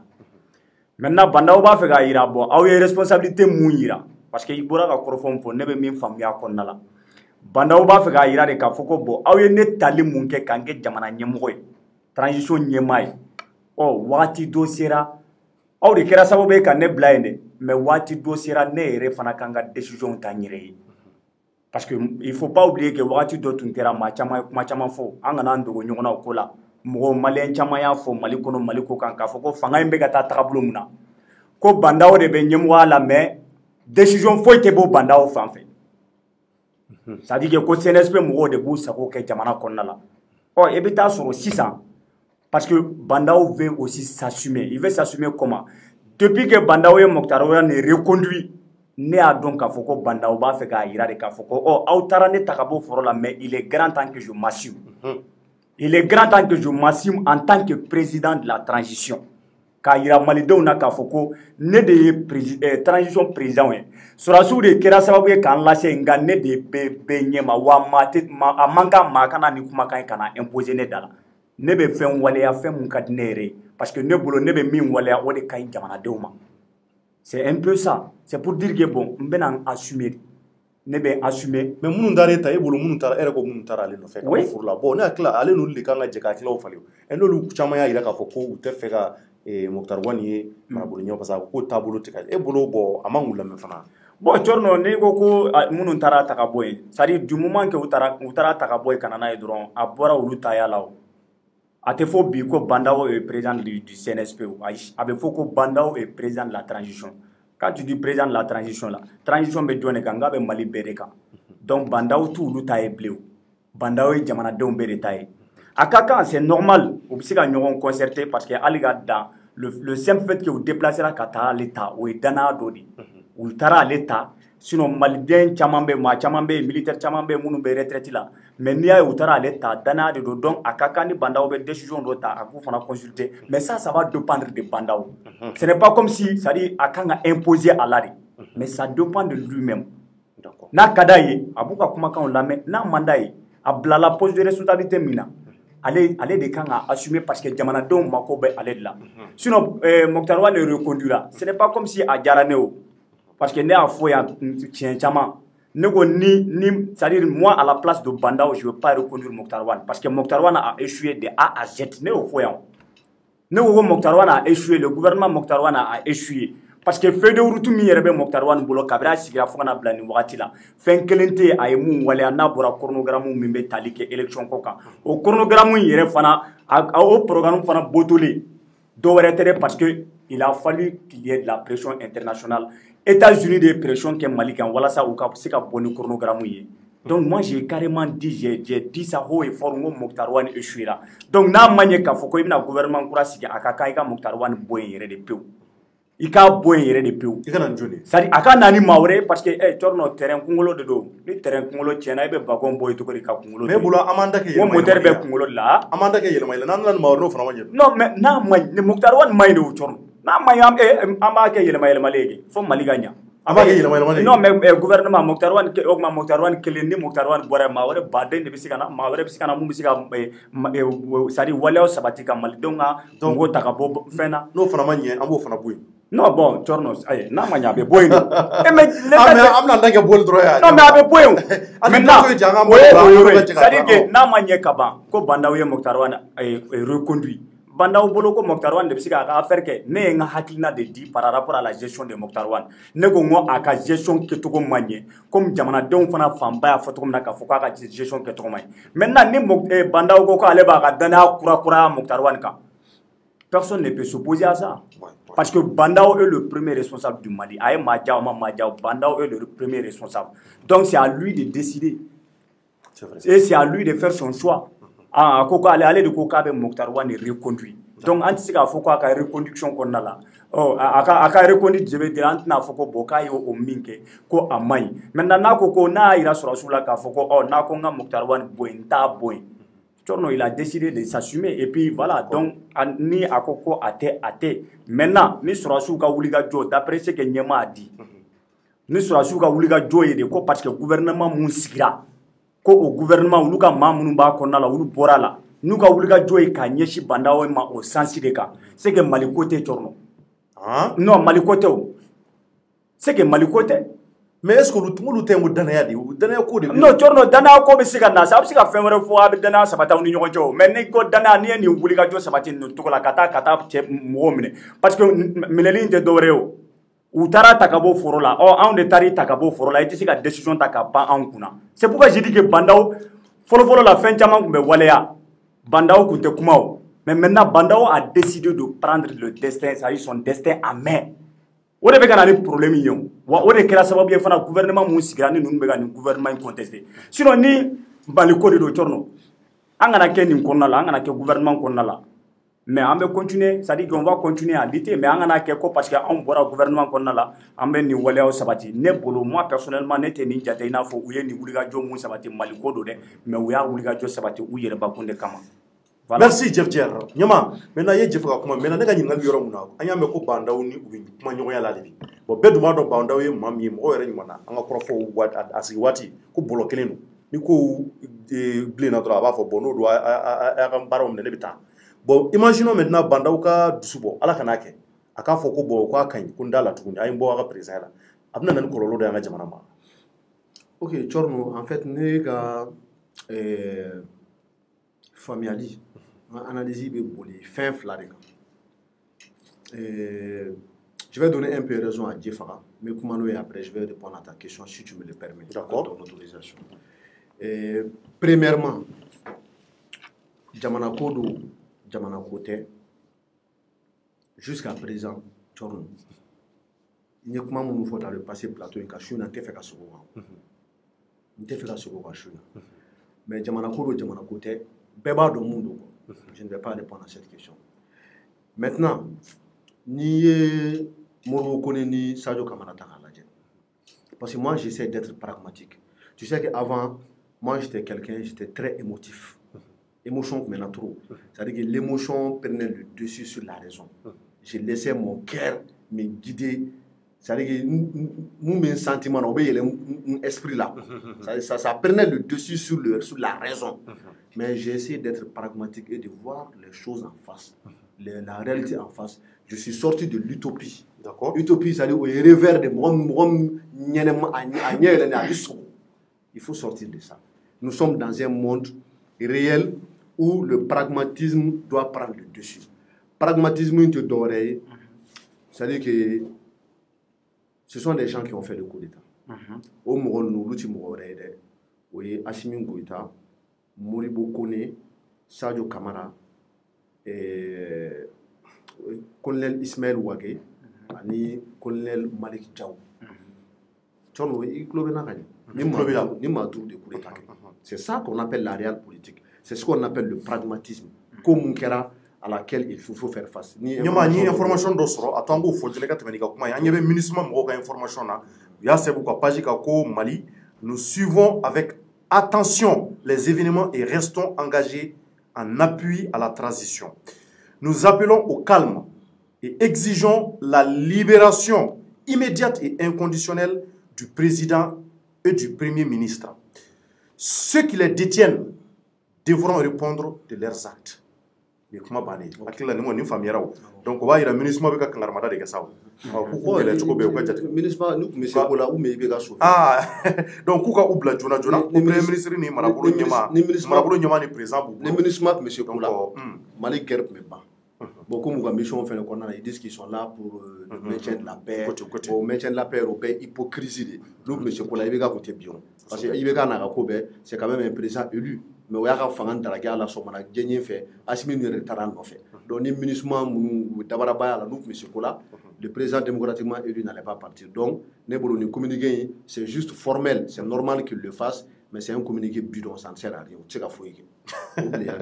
D'accord, merci quand même. Nous, on a la ministre page officielle, je pense, voilà. Donc, Twitter. Je continue avec mon raison. D'accord. Je suis quand même surpris que les gens mettent l'émotion avant la raison. C'est-à-dire que c'est la raison qui doit dominer. Il faut être pragmatique, il faut faire face à la réalité. Donc je vais aller droit dans le but. D'accord,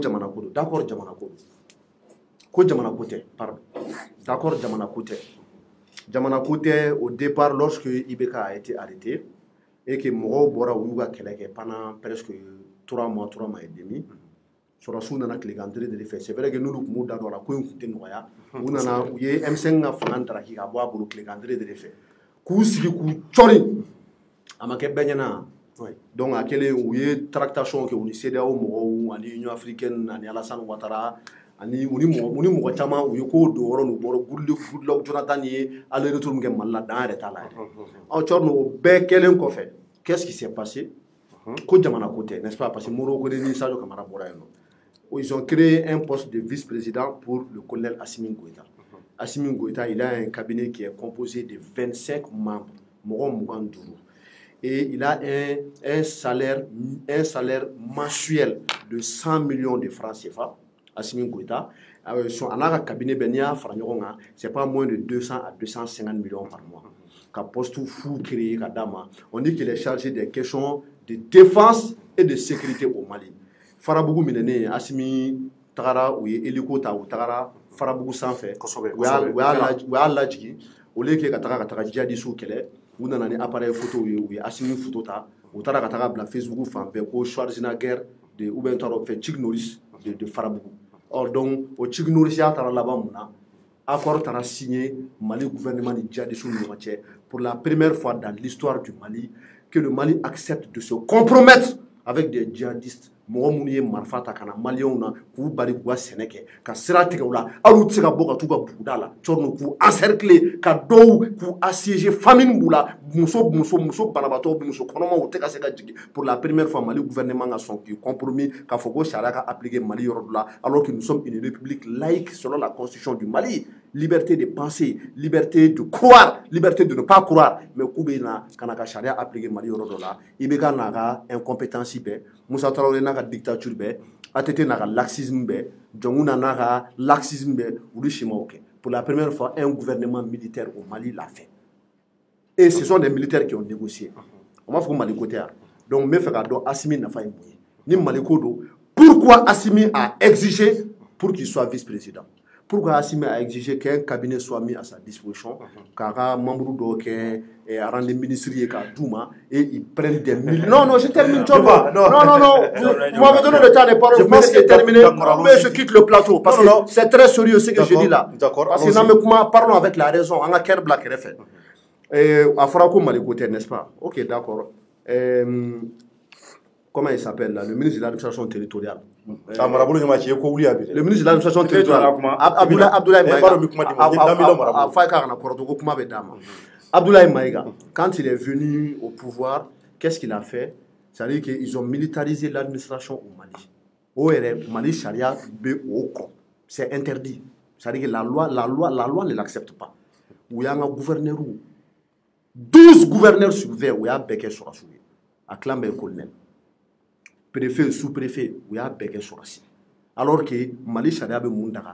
administrateur civil, il y a un énal. Moun administrateur civil ou de kan nommé sous préfecture ni préfecture là Abdoulaye Maïga makia ok n'est-ce pas afora ko Malikoté ko Sadio Camara ni muru ko ku kan so ga démission ma ko sono ko ma so ku kan so ils ont été écartés ko ma so ko Malikoté qu'est-ce que quand Abdoulaye Maïga est venu qu'est-ce qu'il a foutu? Il n'a rien foutu. Il n'a fait qu'exécuter l'ordre du plan qui a été concocté. Est-ce que vous voyez Malikoé quand l'administration béga sur la suite vous voyez Malikoé ka INSP directeur ko ke sorasi chorno e Malikoy ka Gabriel Touré directeur ke sorasi chorno e Malikoy e malien donné ka wuli ka fo ki bi plaigner ka fo ko Malikoté ou ko Malikodo on me to ka dénoncer yano de temps en temps. Moi j'ai pas vu quelqu'un sortir avec les pancartes pour dire Malikoté. Donc vous voulez aujourd'hui exiger à ce que Sadio Camara Mourbokone accepte ka bon gouvernement là et mais Sadio Camara comment s'appelle le gars là Malik Diaoubé CNT Tetila. Le CNT est illégal. CNT sera sous des bases illégales. Le CNT sigira où il reste, c'est-à-dire que décret Mountara, voilà ça, CNT en place. Ka CNT m'a désigné, ka clé de répartition, m'a décret publié, où il est de dos. Bandaouni Assimi Gota, où il a décret non publié, où il est là, où décret soso. Or, donc Malik Diaoubé au CNT n'était là. Tu vois, moi, je vais dire, Maliko de loi. Malik Diaw a été choisi en violation flagrante de toutes les règles de procédure qui ont été mises en place par les décrets qui ont été pris par Bandao et par Assimi. Je termine, Tchorno, je ne vais pas être très long parce que je pense qu'il est pressé, il veut prendre la parole. Malikoté. Donc d'accord, Malikoté, depuis que Bandao a été élu président de la République du Mali, Tchorno et Bandao est kata Koulougourou ban kéré ano ne repta Koulougourou presque chaque semaine et Bandao est kata Koulougourou. Il a rencontré les Kaïsiens à travers Moptia, à travers Sigasso. Qu'est-ce que Bandao a fait, à part les voyages que Bandao fait? Électricité ko wulano ka mangani fonti, est-ce qu'il est sorti une fois pour s'adresser au peuple malien? Bandao a discours de moi-même, j'étais dans la salle au CICB, moi j'ai eu des larmes aux yeux quand Bandao disait que je ne peux pas empêcher zéro corruption, mais il y aura zéro impunité. Et John ne ka fo ko djege belebele baye ko mena ka do kaso. Mais justice be ka tabolo jumeneka. C'est-à-dire que cherté de la vie, Bibi n'a tellement que Mali vie reste cher no chorno. Faut bébé ga tega ta da kuna. Sungalo im passera tugumna. Billahi ne mal lega fanta e malla ka jugoya ka temene sungalo ba. Chorno o temene ko fait. Et réforme politique là, qu'est-ce qui s'est passé depuis que Banao est là? Réforme politique du Manekara. Et réforme institutionnelle du Manekara. Soit bref. Et insécurité bega walangata jamana fambe. Ils ont échoué sur tous les plans. On m'a fait jamana korula. Bon problème ta là. Que Sadio Camara accepte, que Mourbokone accepte ou Gabo Fangala. S'ils acceptent là, Tchonou, transition est béga dégagée. Que Bandao dégage, que Mokhtar Wan dégage, que Assimi Goïta dégage, ou que CNT dissous, Malik Diaougata, Abdoulaye Maïga gata, Ouagegata, ou Begata, ou ga dit M5. Nous a dit M5, peut-être qu'ils pourront faire quelque chose. Yani kanga kuma ja parce que moi quelque chose j'avais déjà il voilà qu'on former il suffit de jabita directement réellement parce que kuma mun fo maintenant kuma mun ke choko mani a nyana ko ju ka fo ga manyere ay ale de côté voilà ay rabolo ma dal milaw ay rabolo ma ko ya ga kuma famia na be fam kuni Maliko do koni abora ga dalu dire ka jabira torno ni ne go Maliko do ni ne go Malikoté ambe sigi ko damne ni na dron ma hakili jigi dron c'est-à-dire ale rega korofo ay korofo mun fo mo de ke ga yere ba kun jabi quoi wala ma ira la ka foko kuminya to ni ko Malikoté meno fay o jume ay mun de fo ay information di ka foko Bandao ni Mokhtar Wani mineli min kera nube kati k'a ma minɛ dɔ wɛrɛ kama de ni maa minnu bɔra gouvernement kɔnɔna la u ka mécontentement de sababu y'a to ko u bɔra yen ko olu bɔra yen ko ka sɔrɔdasi wɛrɛw bila yen ko o sɔrɔdasi ninnu u tun bɛ se ka remplacer ni civils ye jusqu'à ce que yan'a ka tila ka kuma la an rebondira k'a fɔ a ɲɛna n ko yali e yɛrɛ m'a fɔ ko on est en état de guerre olu bilala yen o olu yɛrɛ min tun bɛ yen o civil tun bɛ se ka bila olu nɔ la o Sadio Camara civil tun tɛ se ka bila nɔ la yana ale ka kɛ yen yɛrɛ yana ale yɛrɛ ka bila yen yɛrɛ n ko civil tun bɛ se ka bila yen mais mun na ale bilala yen ale ma bila yen ale tɛ militaire ya ni militaire wɛrɛ nana bila ale nɔ la o tɛ problème ye o mun na n ko intérêt ko de don n ko Mali ko tɛ ni Mali ko de don Tchorno mais aw bɔra gouvernement kɔnɔna la o man kan a ma se a k'a fɔ k'a bɛ bandaw ta o a kumana ni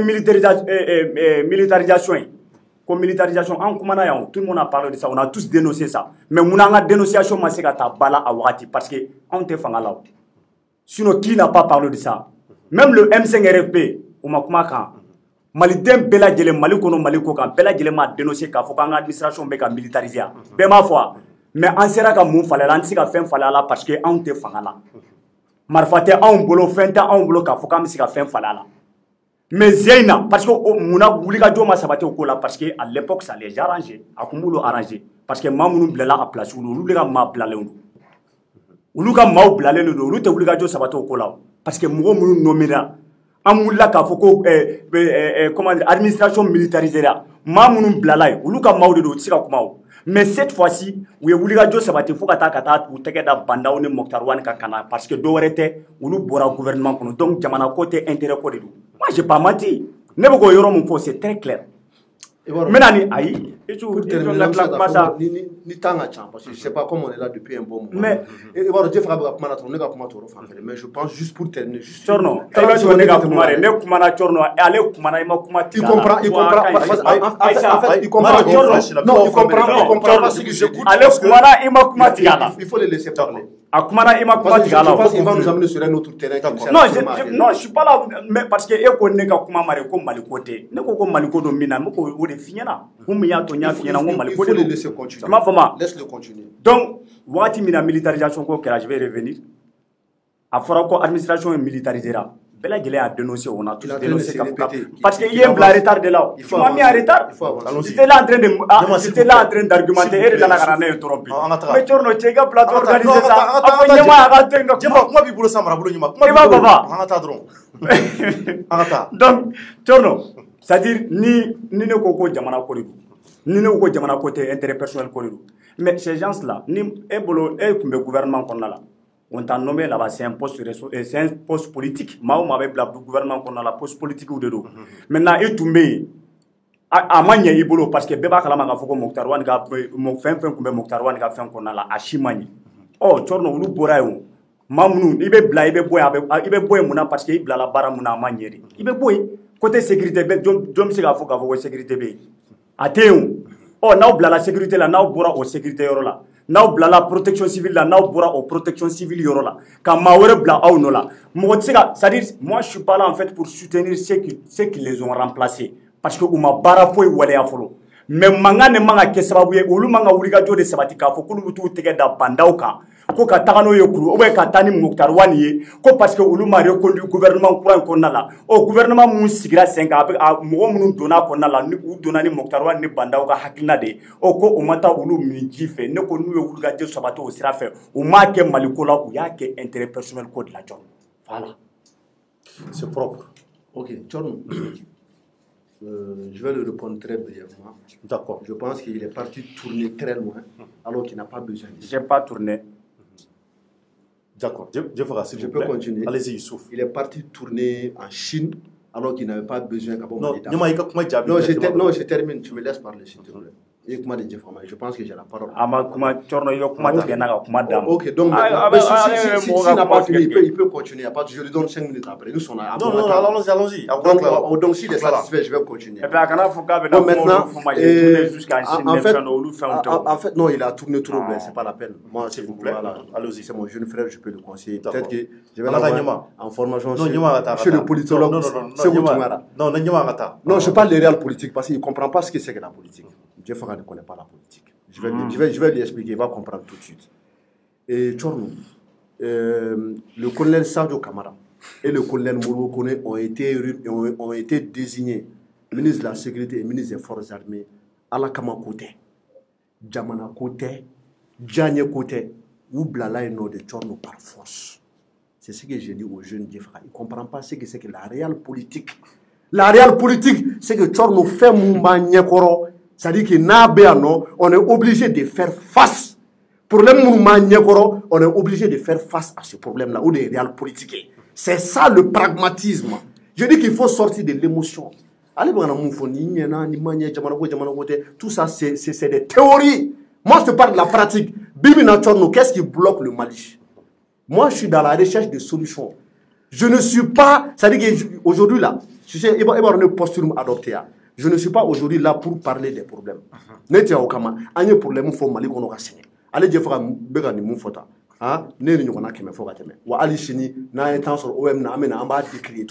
Mais aujourd'hui, le Mali est paralysé. Aujourd'hui, le Mali est bloqué. Nous sommes dans une situation de blocage. Le monde entier a les yeux rivés sur le Mali. RFI, France 24, Jeune Afrique, en ouverture média, Dien Média, CNN,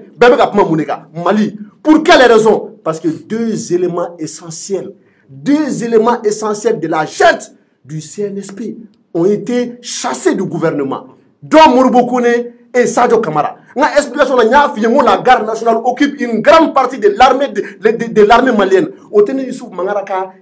Kewaleo, Otene Galanio, Ala Deo, que ça c'est des faits. Je vais expliquer à Diefra qu'on appelle ça la réelle politique. On appelle ça le pragmatisme, Tchorno. Quand tu es confronté à un problème, quand il y a un blocage, tu vas vers la recherche des solutions. Il m'amène des problèmes, mais il ne comprend pas. Il ne comprend pas. Il est trop jeune. Je ne dis pas, non, c'est pas une question de jeunesse. Il ne comprend pas. Mais Tchorno, non, Tchorno, est-ce que moi je suis obligé d'accepter ou bien de comprendre ou bien d'accepter? J'ai compris, mais je ne suis pas obligé d'accepter. Tu n'es pas obligé. Je ne suis pas obligé d'accepter. Jamais. Tu as avancé tes arguments, j'ai avancé mes arguments. J'ai avancé mes arguments en fonction des explications qu'il a données par rapport à l'arrestation de Bandao et Mokhtarwan. Nous sommes au COSID là. Donc, moi, je suis là. Voilà. Non, Diefra, non, mais c'est bon, c'est bon. Parce qu'avec Akuma, qu'on a avec Iran, des faits politiques là, mec. Il arrête. S'il vous plaît, vas-y. Tchorno, il faut savoir maîtriser ton plateau. Non, allons-y. Non, tu n'arrives pas à maîtriser ton plateau face à la fougue du jeune Diefra. Il n'a pas raison. Donc, laisse parler. Non, plateau maîtrisé. Maintenant, moi je suis là pour vous écouter. Voilà, maintenant, et puis, non, mais non, s'il vous plaît, je l'ai fait une fois. Après, je lui ai dit qu'il n'y a pas de problème. Je peux lui donner la parole. D'accord, allons-y. Bon, maintenant, il y a des gens qui nous regardent. Peut-être que même Naga Famel Tchoro sera là. Moi, je veux juste dire à Diefra qu'aujourd'hui, je suis dans la recherche de solutions. Je fais face à des problèmes qui sont là. Ce n'est pas moi, Youssouf Mangara, ni lui, Diefra, ni toi, Tchorno, qui avons créé ces problèmes-là. Nous ne les avons pas créés. Mali situation est des atos, ni pour le monde. Le fait que la garde nationale aujourd'hui représente une frange énorme de l'armée malienne. Le fait que garde nationale ka cham bibi na Mali armée konala. Le fait que garde nationale fleni bibi na wachedo nga cham Mali armée konala. Le fait que garde nationale équipé no bibi na Mali armée konala. Le fait que garde nationale be Mali terrain ka obega keleke bibi na sur l'ensemble du territoire malien. Le fait qu'ils ont une force qui est indéniable aujourd'hui au Mali. Ça, ce sont des faits. On appelle ça le pragmatisme. Donc maintenant, là, il faut prendre en compte cette réalité. Il faut accepter cette réalité. Il faut accepter que Sadio Kamara et Mourboukone représentent quelque chose au Mali. C'est-à-dire qu'il faut l'inclure dans la tête. Tant qu'ils m'ont donné nous, Mokhtarwan et Ererimke, Bandawi et Ererimke, c'est qu'ils ont oublié que nous, coup d'État, il y a deux éléments de l'armée de terre. Noé Djaoué et Assimi Ngouitaï. Mais ils sont tous là. L'un est vice-président, l'autre est le président du CNT. Bon, Tchorno, ni Ego Kebena, garde nationale élément fort flata. Mourou yere participer à coup d'État ena. Mourou nga tchao be terrain, ou bega keleke. Mourou équipe le no gagner. Moi, ne me fait Mali composante berekabe, me fait Mali armée moro berekabe. Ni go kibulu tchef flata Tchorno. Koulou bo gouvernement na. on sait que le coup d'État est un crime imprescriptible dans la constitution malienne. Non, je termine. C'est juste tout ça là, c'est une question d'intérêt.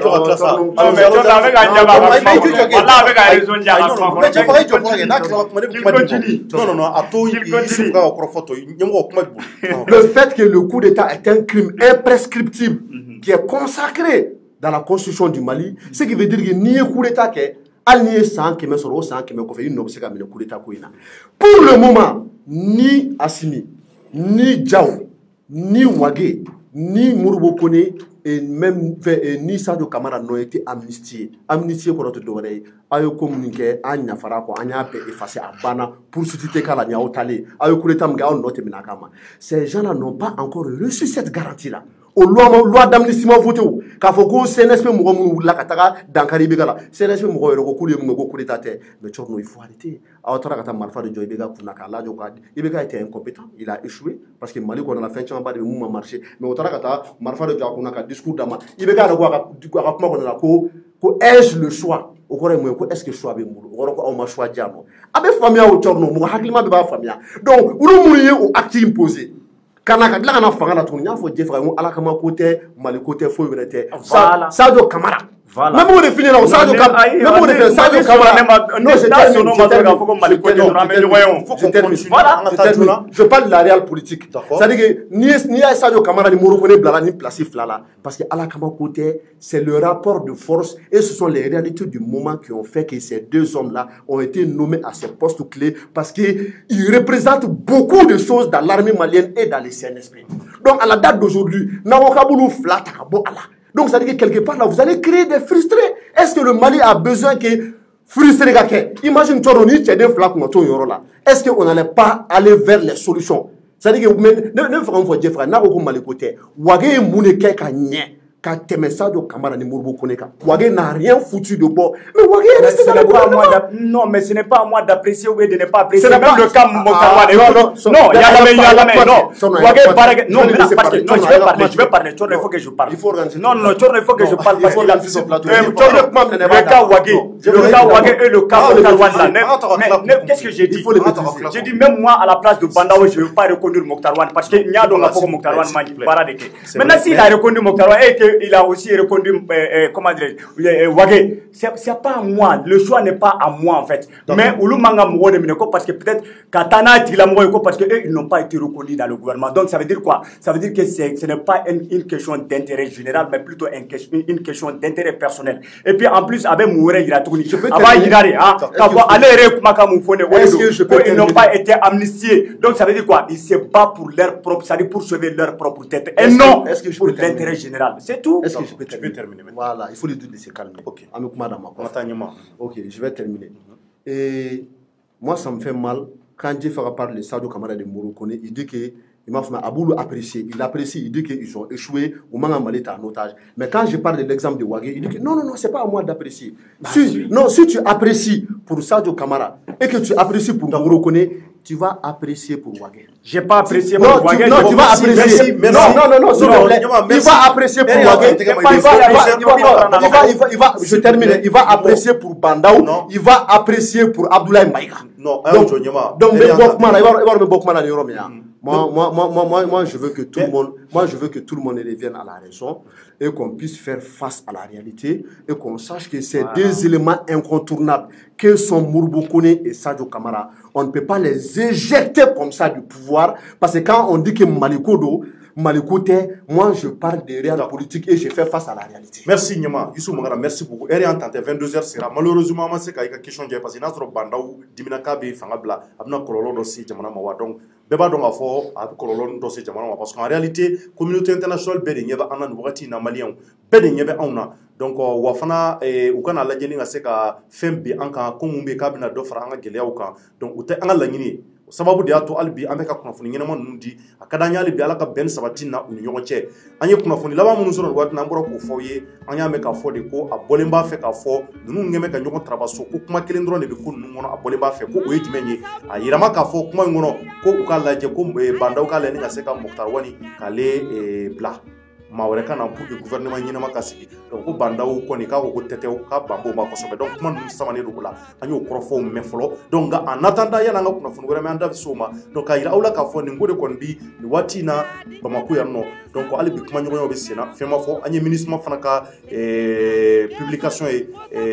mun ye Twitter ye ale fana ye bɔlɔlɔ sira ye donc olu fana kɛmɛ k'a fɔ ko u b'a ɲini hali bi fɔ ka bɛn ka kɛ ko in na joona joona ko u b'a ɲini fana maa minnu minɛ m'u bolo ni o ye bandaw ani ka fara Mɔkutari kan k'u k'u bila joona joona joona k'u b'o ɲini u fɛ joona donc nin ye fana ye MINUSMA mɔgɔw ka kɔrɔfɔ ye donc nin waati in kɔni na anw kɔni an tɛ sunɔgɔ su in na an b'a ɲini an kanubaw fɛ a bɛɛ ka gulonne to Ouverture Media la wa a y'a partager a kana kunnafoni ninnu to a kelen bolo parce que dɔw bɛ olu t'u Ouverture Media ko kalama a ka partager kɛ sababu bɔ a kalama ko min bɛ ka passer jamana kɔnɔ nin waati in b'a sɔrɔ anw bɛ jamana ko la anw jɔrɔn bɛ an ka jamana ko taa ɲɛ la dɔw bɛ sunɔgɔ la dɔw tɛ foyi yɛrɛ kalama donc n'a y'a partager a bɛ se ka kɛ sababu ye a b'u kunu dɔɔni k'u bɔ ko kalama donc an bɛ dugawu kɛ an ka jamana ye Mali ala ka taa ɲɛ ala ka jamana in bɔ dingɛ kɔnɔ ala k'an bɛɛ kelen ma inshallah an dalen b'a la k'a fɔ sɔrɔdasiw yɛrɛ dama bɛna ɲɔgɔn faamuya nin ko in na bɛn bɛna k'a kan wa marabolo kura o ɲuman a bɛ sigi an ye inshallah an dalen b'o la donc an ka foli bɛ s'aw bɛɛ ma n bɛ Jefaga fɔ ka wale ɲuman dɔn a ka hakililataw la ka Yusu Mangara fɔ hakililataw la an ka régie fɛn fɛn bɛ yen minnu bɛ ka nin image ɲuman in dilan an b'u bɛɛ fɔ k'u wale ɲuman dɔn maliyɛnw Cɔrɔnɔ yɛrɛ ka foli bɛ bila a kanuba kelen kelenna bɛɛ ye an b'an ka sponsor officiel fo ni o ye W7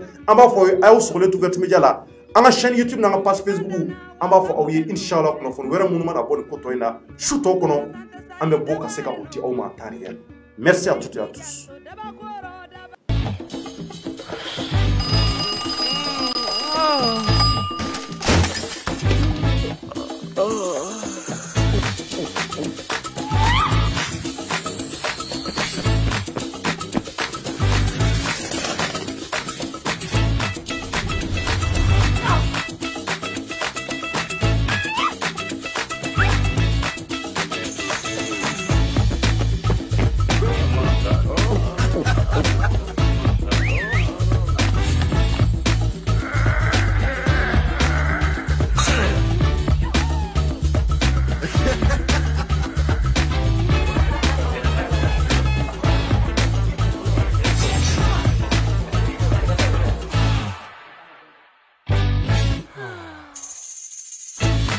W7.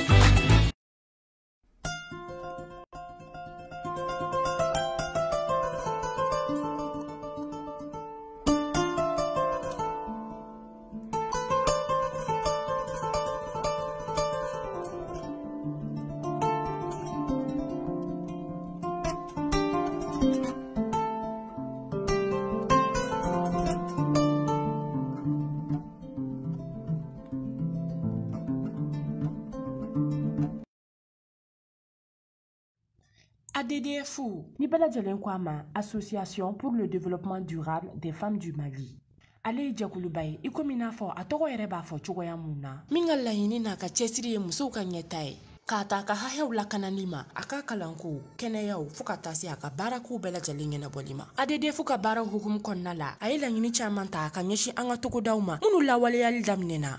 Tina lamini la kɛrɛnkɛrɛnnenya la Koroni Bankas mara la ni baara ninnu hukumu kɔnɔna la sa ADDF kɔni sera dugumisɛnnin caman na nka an b'aw kunnafoniya k'a fɔ ko dugu in kelen o kelen ADDF ye baara belebele fila boloda ye dialogue intergénérationnel o min kɛra sigi k'a fɔ ye dugu ninnu maaw bɛɛ lajɛlen ma maakɔrɔw musow fara sifinnakaw kan kuma kɛra fɛn minnu ka sa o ye nɛgɛkɔrɔsigiw furu joonaw kalankow fo ka taa se kɛnɛyakow ni sigida lakananiw ma ka fara nin bɛɛ lajɛlen ka sa u ye conférence débat fana boloda ni dugu sifinnakaw ye min kɔnɔna la sa kuma kɛra kosɛbɛ planification familiale kan yaasa sifinnaka ninnu bɛ se ka bɔ ko caman kalama ka kisi fili caman fana association in maaw kɔni y'a yira k'a fɔ ko Mali musow bɛɛ lajɛlen ka taa ɲɛ o de ye olu ka haminako belebele ye minnu bɛ faaba kɔnɔ kɛrɛnkɛrɛnnenya la minnu bɛ togodaw la